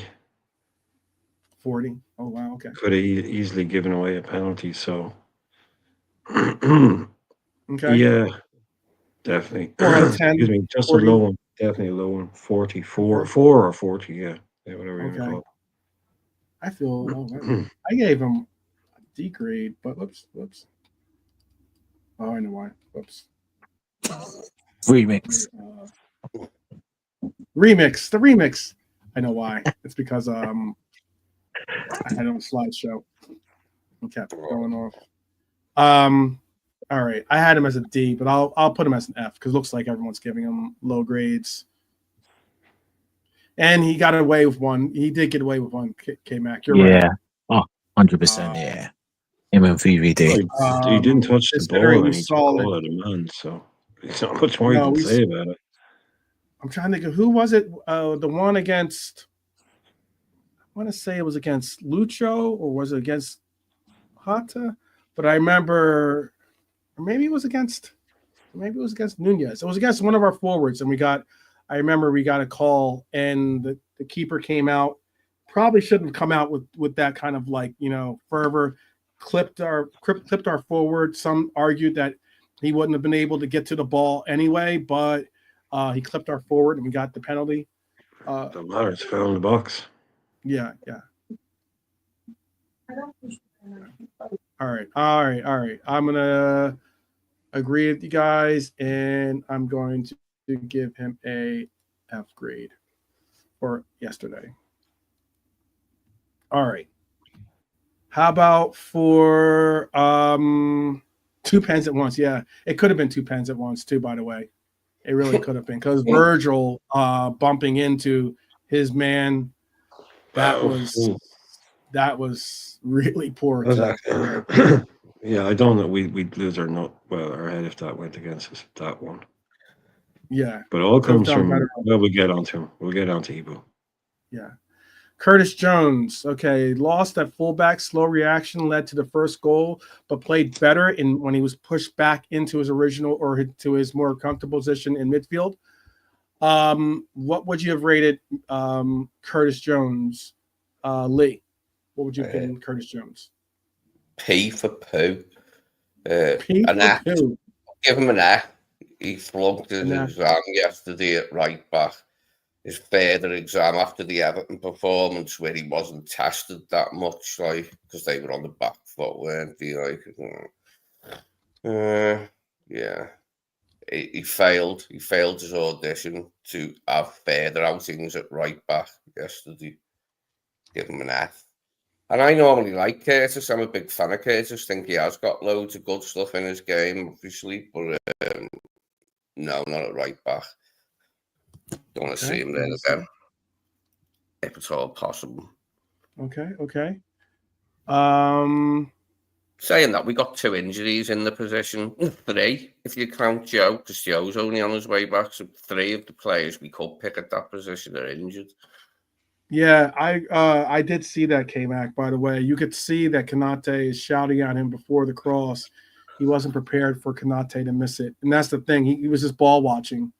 He kind of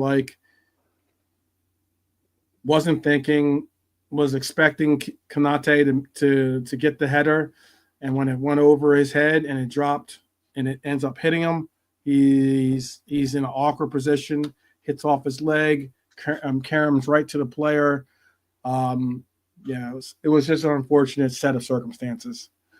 But I agree. I gave him an F as well. Let's see. I think everyone did too. How about for yeah, he was. And as a defender, you just got to know, get rid of it. If that ball, you got to think that ball is not going to get.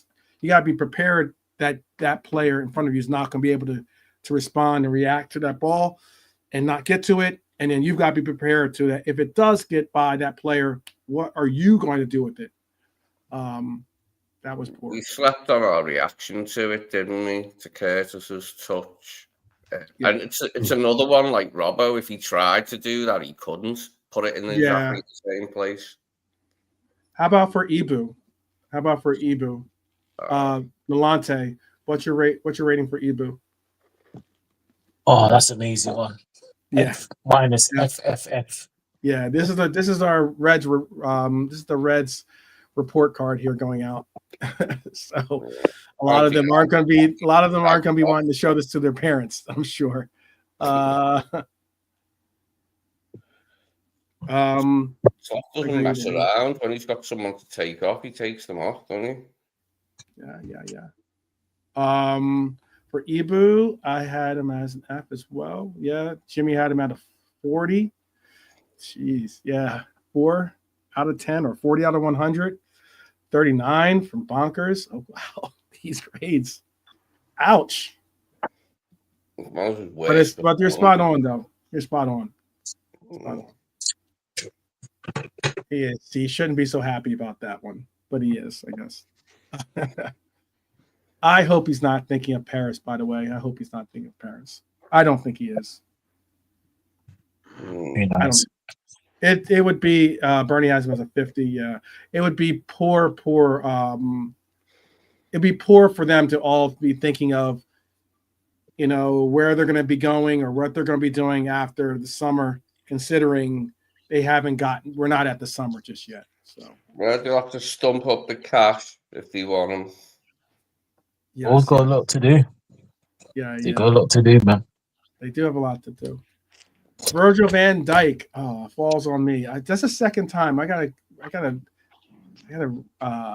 figure out a better way. I'm always rating the captain. This is your show. 12. Yeah, I guess so. I'm always got to captain up, man. I gotta do what PVD can't players. Do. Yeah, exactly. There's no, you can't. Got a armband at 12. What are you gonna do? The footballing range was catching across the back line, and everybody caught it. If you're talking about Konaté getting a $200,000 a week contract at LC, there's no way he's getting $200,000. I'd have to look and see what he's on now, but if anything, what you do is if I was them, I would say, hey, we'll give you let me see what he's making currently. Before I speak, let me see what he's making currently. I think he's making 120, I want to say.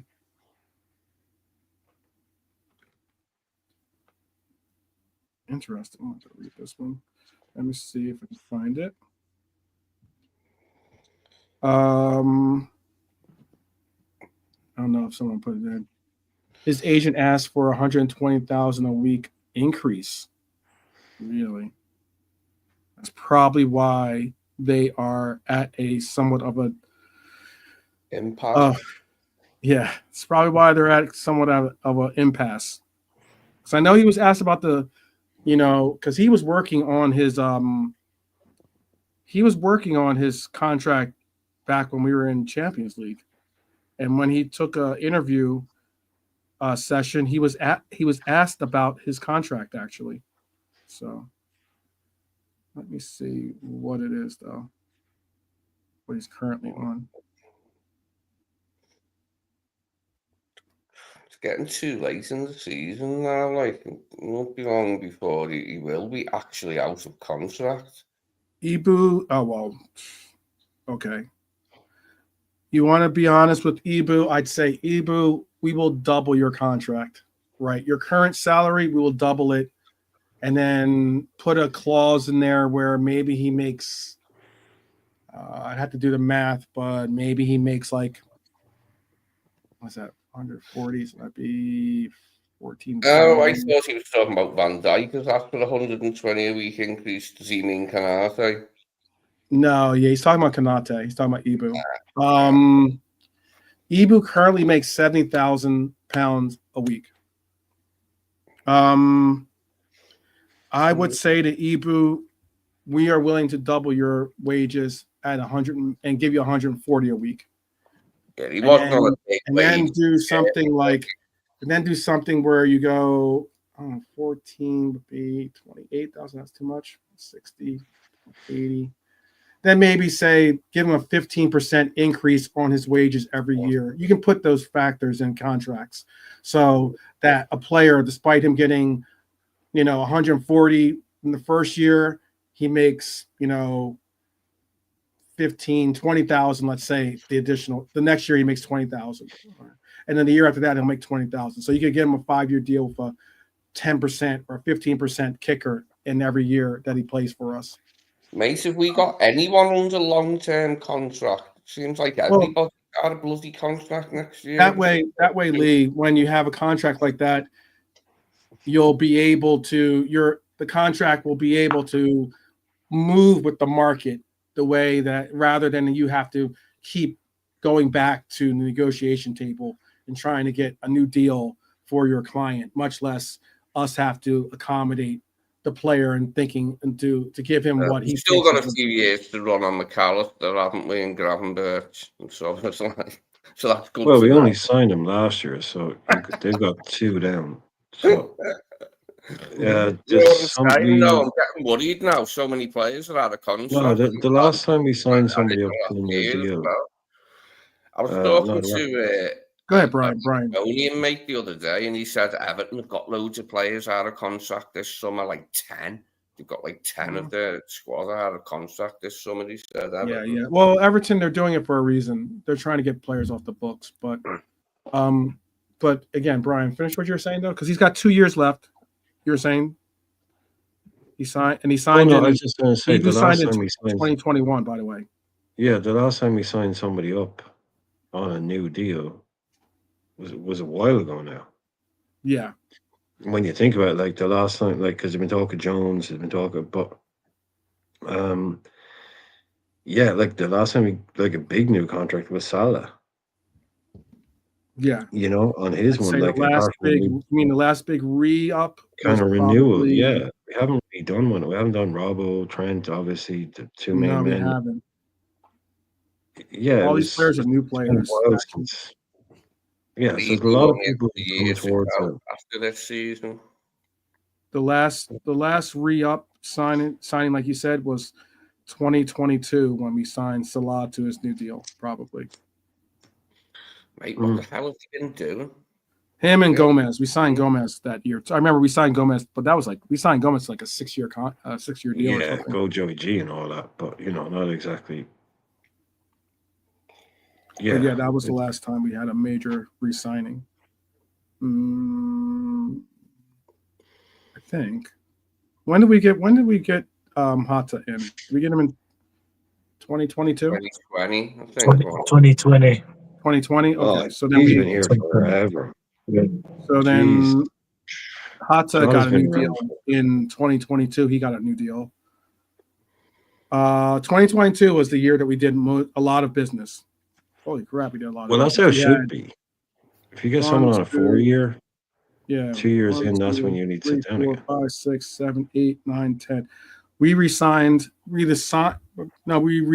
10 players in 2022. It's a lot of players. Apparently, yeah, and that was one of the reasons back then when we weren't spending money. Okay, Lee.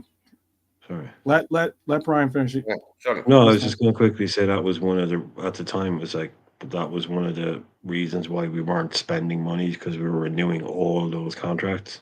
Yeah. And we were pumping millions into it, but was put down. That's a lot of contracts. A lot of contracts. But I mean, if just generally speaking, just totally generally speaking, if you've got a guy on a 4-year deal, after 2 years, that's when you're sitting down again, because you always want them on a 3 or a 4. So after 2, that's when you're sitting down going, okay, we need to make this. So you're always on a 4-year deal, basically. You got 2 years left now. Maybe I Yeah. won't sign. Okay, things are happening. So yeah, we need like the likes of Dom and McAllister. They'll be 2 years into it now this summer. Yeah. So you don't want to be, we'll leave them till next year when they've got 1 year left, like Ibu does now. So when you No, you're dig right. into it, not just the transfers that need to be done, the renewals with Van Dijk and Salah, but there is a lot of work to be done. We need to be An better, awful lot don't of we? work. We need to be better behind Yeah, the scenes at getting two things two done. years, 2 years of How it work was to be done. allowed to get to this, God only knows. Apparently, Edwards lost his shit when he came back in, didn't he? And seeing that like Virgil, Salah, and Trent had all been allowed to run their contracts to run down to like nothing, and he was like, "How's this happened?" It was probably one of the things that pissed Klopp off, wasn't it? Well, you could say, I guess. I mean, like in 2023, we had 7 signatures, put pen to paper, but out of those 7 signatures, 5 of them were new transfers, meaning like they were Cody, who signed in January, and then the 4 midfielders that we got in the summer. And then the other 2 was we re-signed Simicast to a long deal. He was the only out of all those. Simicast was the only re-signing that we got out of those 7 in the 2023 year, because Connor Bradley was signed as a youth academy player to the senior team. Simicast was a re-signing. And then in 2024, the only signings that we had obviously was Kwanzaa and Chiesa, Tyler Morton. Chiesa's a transfer. Kwanzaa's a youth academy. Morton's a youth academy. We did sign Yardos, but that was for a 1-year deal, looks like. Be interesting if we did that swap with Jota and Cunha. And then we signed Harvey Davies too, who was a backup keeper. So we didn't really do much of any business in 2024. So yeah, I'd say like Brian said, the biggest signature that we have re-signed in the last 3 years has been Salah. It's hard to I'm not saying that to trigger anyone. It's hard to understand how they let it slip, but it happens. We've got to get used to it. Well, we have got used to it. I mean, it hasn't been resolved, has it? Like, it looks like Trent's going, and these other 2, we're not bloody sure, are we? Nobody's sure what's happening. Still at this late stage in proceedings.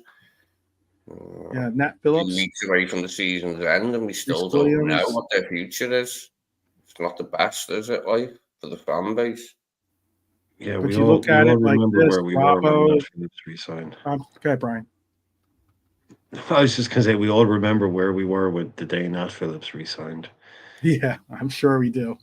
I'm sure he does it. Some days just go down in history. Yeah.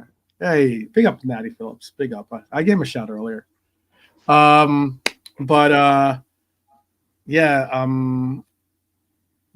Van Dijk.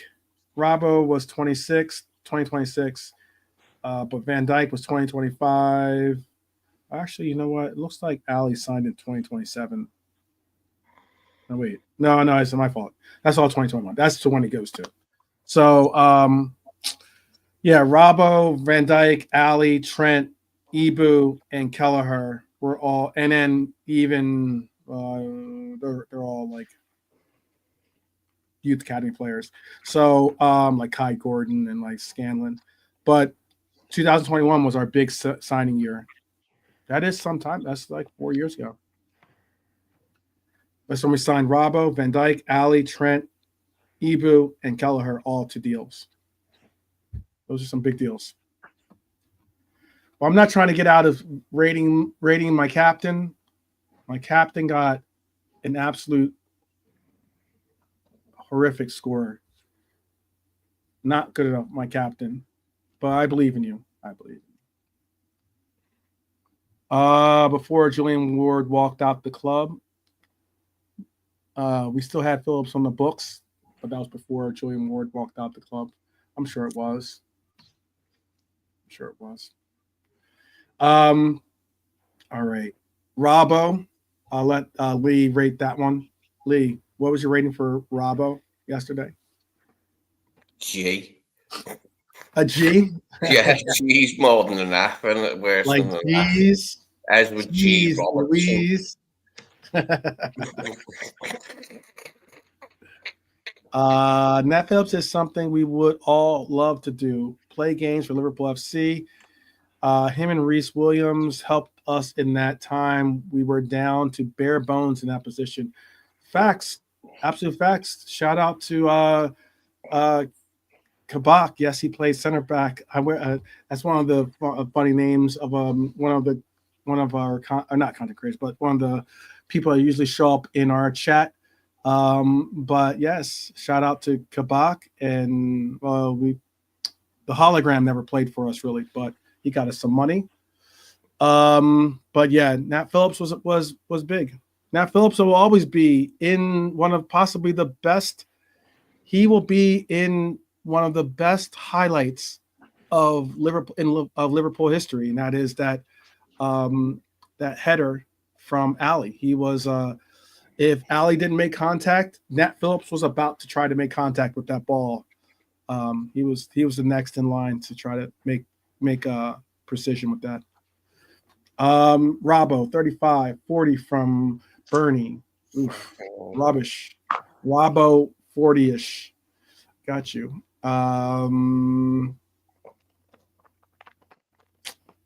What do you give him? You gave him a G? Well, we don't have G's, but we all know it was Edward G. Robinson. Yeah. I'm gonna let Nolante, since I had to rate our captain. You can rate Gravy. What was your rating for Gravy? Gravy a little bit better, but in the midfield wanting B. Okay. You gave him a B. Okay. Oh no, a D.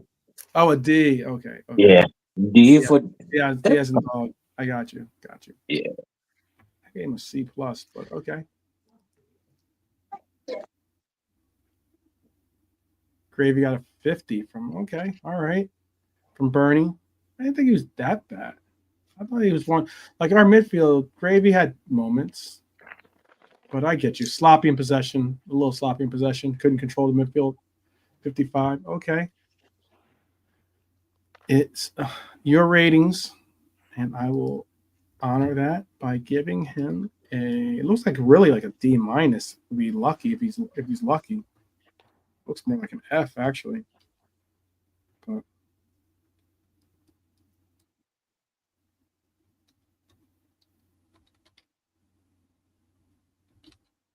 put a D minus in there. All right.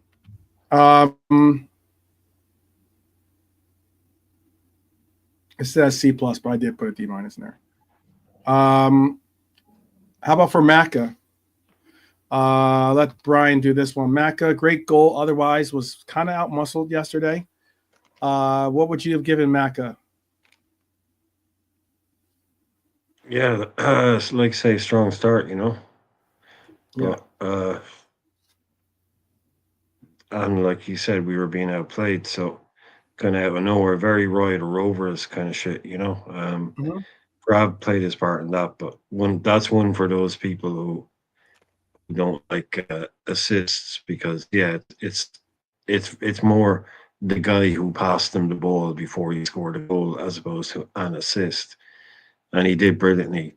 Typical Max strength to hold off somebody and run through and just slap it in. It's like pretty spectacular shit. But after that, yeah, much like the rest of the team, kind of got swallowed up by the whole lot of it.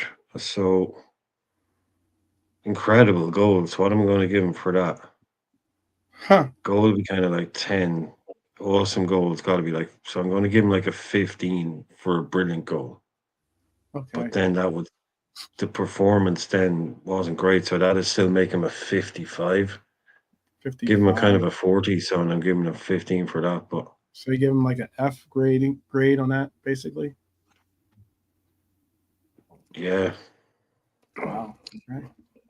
Once again, I did not have him as an F grade, but I will make it an F grade. Mac got a 60 from Jimmy. I had Mac at a C plus. I gave him mad credit for that goal, but Well, he wasn't the worst player out there.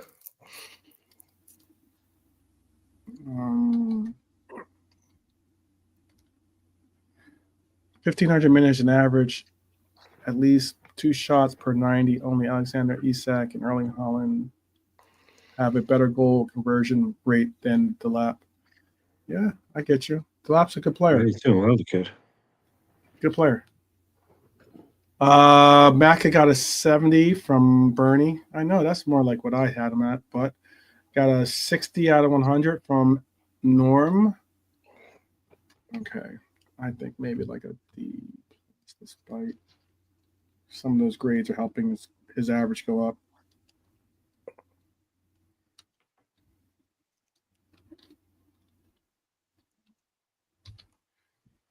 All right. Well, I know it says C plus, but it's going to be we'll settle in on a D plus for him. How about for Dominic Sposalai? Since I already showed you, that was my grade for Dom. I think we all are concerted on Dom getting an F yesterday. I don't think there's much discussion on that. He was subbed early, was highly ineffective, did not look engaged as like his normal self at all. Mohamed Salah. Yeah. MIA. Definitely Bernie. He was definitely MIA. No one gets out alive. Yeah. Everyone has Dom said a 42. Yeah. 35 from Norm. Yeah. He was bad. I hope he's not turning into a meme. I hope not. How about for Mohamed Salah? What happens to you when you turn into a meme? Do you like disappear or something? Is it like, like Back to the Future or something? Like when you turn into a meme, like do you just disappear and you just exist forever on the internet then? Yeah. Like a reverse Back to the Future? Well, yeah, you stay you stand in the infinite journals of mockery. Well, yeah, all I know is he was shite yesterday. So I don't know if he's still fasting. I don't know if he's still fasting. No, that was over. Eid was last weekend. Eid is the celebration where it ends. That was last weekend. So it's been over for at least 5-6 days now. Yeah. So I mean, you really can't hold that as being, something. No, it's every year. They have it every year, so it's not exactly a surprise to him. Like a shock to his system. They have it every year, so that's not to blame for his form. It's just the team. The team as a whole yesterday didn't perform, and he got very few touches. You highlighted how few he got earlier as well. When you said he didn't have a chance until the 60th minute, that says it all, doesn't it? Right. Well, Mo Salah gets a 40 from Bernie, a 30 from Bonkers, a 40 from Jimmy, a what from Lee? Nah. Give him an F. Yeah. Unfortunately, Mo Salah, you have gotten a failing grade yesterday. Sorry to say it. How about for We'll study harder. Hatta the Slata? That is on Nalante.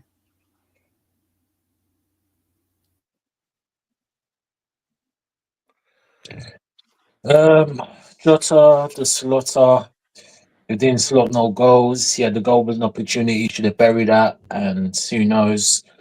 Not much again, Jota. We thought he might have picked up a little bit of that good goal against Everton, but unfortunately he reverted back to type. So that's an F for feeble.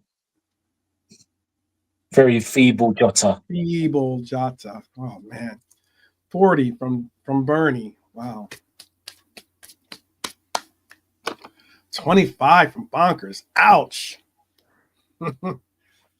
That's just like credit for writing your name on the paper when you hand it in. when you hand your test and you just get all the test answers wrong. Jimmy gave him a 39. 35 from Norm. Wow. Okay. All right. Norm included in the chat that story about Jota going back to Wolves as part of a swap for Cunha plus Not cash. going to happen. Not going to happen. They won't want Jota back, will they? They'll want all Swaps the cash. don't happen anymore. Swaps won't happen anymore. Mm-hmm. You might get agreed swaps, but they'll be done for money. There'll be individual sales because of PSR. Clubs need money coming in on their books. Swap deals, they wouldn't allow that because that's just no money on your books. So even if you both agree to sell a player to each other and you both agree he's worth the same money, and in the weird world where they both want to do the swap, you would, in the day, you might swap those players. Even then, it rarely happened. But right now, what they would do was they'd say, no, we'll buy him from you for 30 million, and then you buy him from us for 30 million. It's cash flowing through the books to show that, and that's what they need. So forget about any swap stuffs. Anybody even mentions, potential swap, instantly it's bullshit. That shit is dead. Wow. Agent Cody did not report for duty necessarily yesterday. Brian, what's Agent Cody getting? He can't get more than 40, really. Yeah, just pretty much a guy that's not. Look, he played well against Spain. So he doesn't look back to full fitness for us, though. Certainly not sharpness. So fairly anonymous yesterday, non-event. So yeah, 40.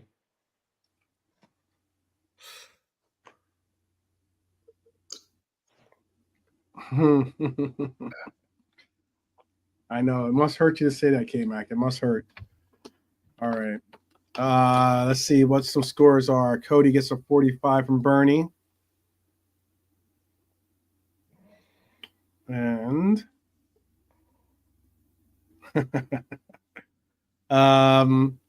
a 44 from Jimmy, a 30 from Bonkers. Ouch. Yeah. A lot of failing grades in this one. A lot of failing grades. We'll have to go alongside the others. Mm-hmm. Alongside Mo, alongside Robbo, alongside Jonesy. Well, let's get into some. Maybe this could be a little bit of a highlight. Subs. Harvey Elliott. What was Harvey Elliott's score for you? How about we go Brian? We'll just go reverse order. Brian, what's your score for Harvey Elliott?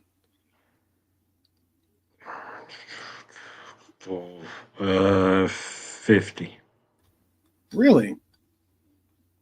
Ouch. But I think your 50 is like a 70, I think, for most. Well, just on minutes played, purely just on minutes played. Yeah, it's hard to grade the subs in it because they only play for part of that performance. But he did but he did well. He did really well, exceptionally well, I thought. Yeah. Bradley made an impact as well, didn't he? Setting Diaz up. Okay. 70 from Norm, 60 from Bonkers, 60 from Bernie, 65 from Jimmy. Okay. You gave him a 50, you said, right? Yeah, no, I suppose that is fairly. That's a 55. Yeah, 55.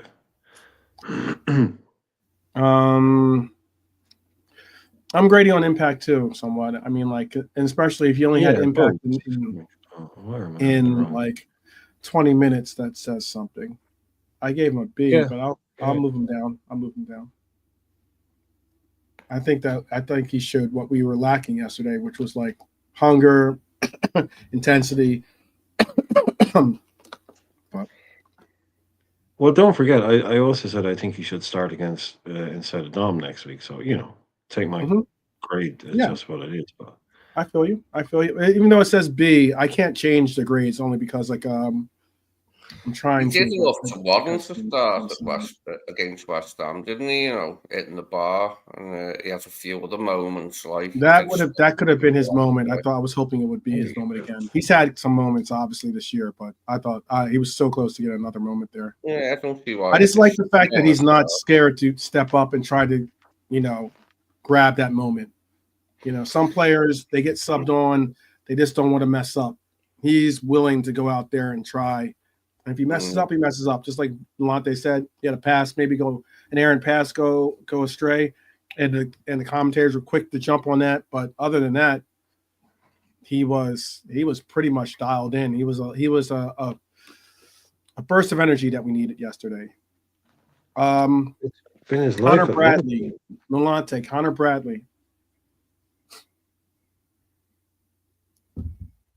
Connor, yeah, man, you put some energy into the game. It was just great to see natural right back playing.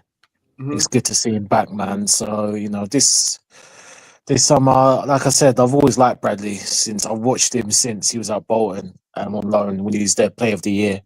So he's always that great run, good assist to Diaz. So I'll give him a C. Thought he's very solid, very good. C.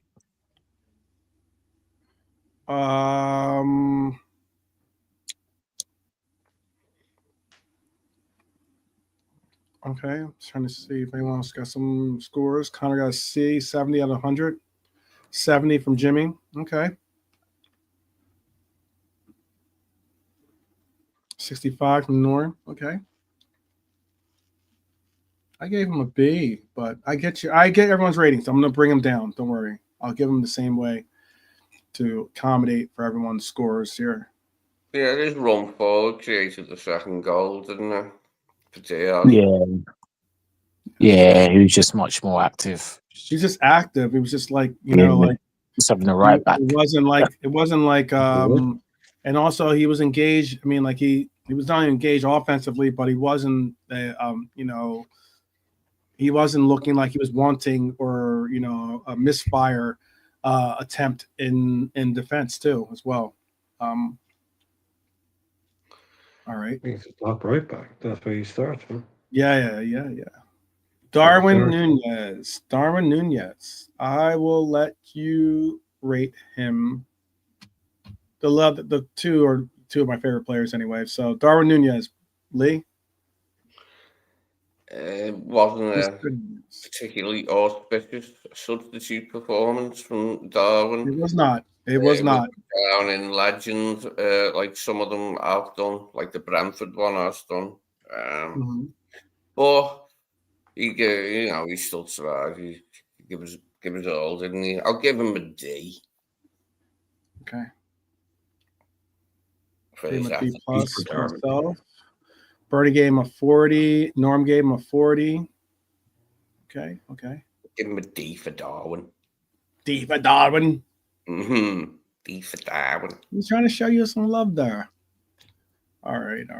Nunez got a 40 from Jimmy. Yeah.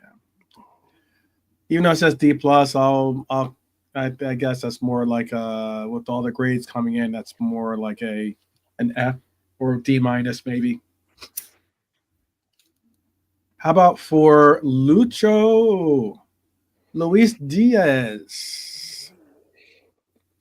A player that it hurts to say it, but he has been, for some people out there, Mr. K-Mac noted.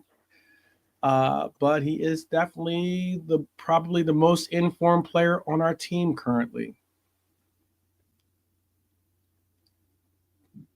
Diaz is a great outballer. He carries it up the pitch for us really well. He gets an 80 from me. Okay. Or from Norm at least. Okay. He stretches opposition a bit more, doesn't he? Yeah, 75 from Bernie, 78 from Bonkers. He was the only one that really showed like he was super engaged. If you see his numbers, you would see he was super engaged yesterday. Provided like automatically some type of bite to the game for us. Immediate spark, scored, created chances, was engaged defensively. Diaz woke the game up. Jimmy says, "Yeah, I had him at a B plus, but that's because I had the other guys at B's. I had like Connor and I had Harvey at B's as well. But we could say it's a B minus, maybe a C plus, B minus. Probably be good. Yeah, keep going with the B. I didn't put a grade. I put a grade in for Chiesa. I know he only played 10 minutes. Look, I like Chiesa. I think that there's a lot of promise for this player. I know some people have given up on him, but I think he is a fantastic player. A lot of promise. I just hope that eventually the coach starts to grow more into trusting the player. I gave him a C, but he only played 10 minutes. So if you guys don't want to rate him, I understand. Real quick. Sorry about that. Our coach evaluation is going to probably be an easy one. What was your coach evaluation to the panel? Just real quick, just give me a letter grade for him. Fail. F. Yeah, he was shit yesterday. Okay, just for him to realise that he needed to make change. Took too long. I know Brian's got a show coming up, so I'm trying to end soon. We're at the end. So F from you, Nalante. What's your grade for him, Lee? F. Okay. Yeah. Oh, he's a A plus. Again? A plus. A B plus or a D plus? A plus. A plus for ignoring the haters and keeping it shiny. There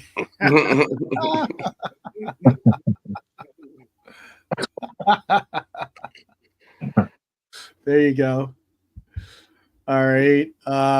Failing grade from Bonkers. Failing grade from Jimmy. Bonkers gave him a failing grade as well. Yeah. Let's be honest. Yesterday was not Arnie Slot's finest hour. Who would you have given? Left him a card in the office. He's like, "That's my man in Turkey. Go see him." Yeah. What is who was your man of the match? Quick fire, Brian. Who was your man of the match? Alvin Bassi. Oh, for us, it has to be for us, not for them. I don't have a player for them. I'm not giving a man of the match for them. For us, who was your man of the match? Nobody. So, Mac for a great goal. Okay. Volante, who was your man of the match if you had to give one to one of our Reds? You're making this hard, 12, because I would say the Bright no one. But if you're going to push me, I'll give it to Harvey. Okay. Lee, who would you have given it to? For us, maybe Diaz for his efforts when he come on. He perked it up a bit towards the end, but it was too little too late from Slot. Okay. At that stage. Should have done it sooner. That's who I had too, by the way. I had Diaz as our man of the match. For us, at least. I thought that he was automatic impact. As soon as he got on the pitch, he showed, in my opinion, why he should have been chosen in the first place. I also emphasized Cal, if you're listening, from Copish at least, because I left a lengthy comment to him. He is the reason why I think he's going to be difficult to replace if he is moved on from this summer. I think it's going to be very difficult to replace him. Not saying it's impossible to replace any player on this team, but I will say it's going to be very difficult to replace what Diaz provides for us. Norm gave it to Diaz. Jimmy gave it to Diaz. Got 2 from Macca as well. From Bernie and from Doug. Cool. Let's see. Luckily, it ends up being Diaz by 1 vote. So I don't have to change the graphic. All right. So cool beans and rice. Mucho. Lucho. Our little noodle. All right, my people. We are going to say that's all we have for today. But look, we're still on top. We're still in control of our own destiny. I understand that performance was shocking, but we have 7 days to kind of recuperate, get back, figure out what this coach is going to do. Is he going to listen to a lot of us in the the fan universe here that are asking for? We're going to be deliberately obtuse to our cries for rotation. Right, exactly. We're going to fall on deaf ears. Exactly. Look, that performance is not acceptable. Plain and simple. Title is still in reach. Now we're playing. We want to definitely see some pride from these players. Those that definitely didn't show up against Fulham. We're going to be going up against a West Ham team that we've handled. Like each time we played them well. Actually, we even showed them up one time at their own home ground too. That needs to show up now, not later though, for these players because we need this W. And also, it would be West Ham at home, Leicester away, Spurs at Anfield. Those are 3 W's that we must and have to accomplish. And maybe we'll get a guard of honor at the bridge. Let's hope. So I'm gonna let the guys say their parting words for everyone. Go ahead. We'll go Brian, we'll go Lee, and then we'll go Nalante. Yeah, just thanks everyone for being in. I'm going to go and do a live show on my channel. So if anybody's interested, the call will be open. So you know the story. The link is there in the chat. And if not, we'll see you all here again tomorrow night, probably. Yeah, some Champions League is back tomorrow night. So we've got that to, The Arsenal games tomorrow. feel sad about.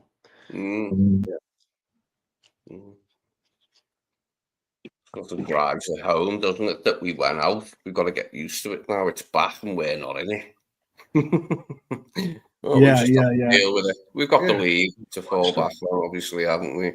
So let's be doing that. Let's get ourselves bandaged up and prepared for the. We're on the comeback trail, aren't we? Basically, we haven't lost a game for ages. Now we have in the league, and we're on the comeback trail for once this season. Well, the second time, because we have lost before. But, you know what I'm saying? It's been a shock to the system, hasn't it? Certainly is. How about for you, Nalante? You have any parting words you want to say to people, or we let them do their thing? And then also, hopefully, you'll go over to Brian's channel after this as well. Yeah, as always, big up the chat. Big us up for 12, man. Go like, share, subscribe. Tell a friend. Mm-hmm. If she's a Japanese girl, 12 will welcome her because 12 speaks about Japanese, but there you go. And let the haters. Come on, man. Give us Hey, sayonara. No problem. But yeah, big up. And like I said, let haters hate. Let people like the no name go and support the clickbaiters. And that's fine. And we move. But big up, everyone. Good night. God bless. See you on the Irishman's channel. Peace. Yeah, definitely. The Irishman football channel is up next.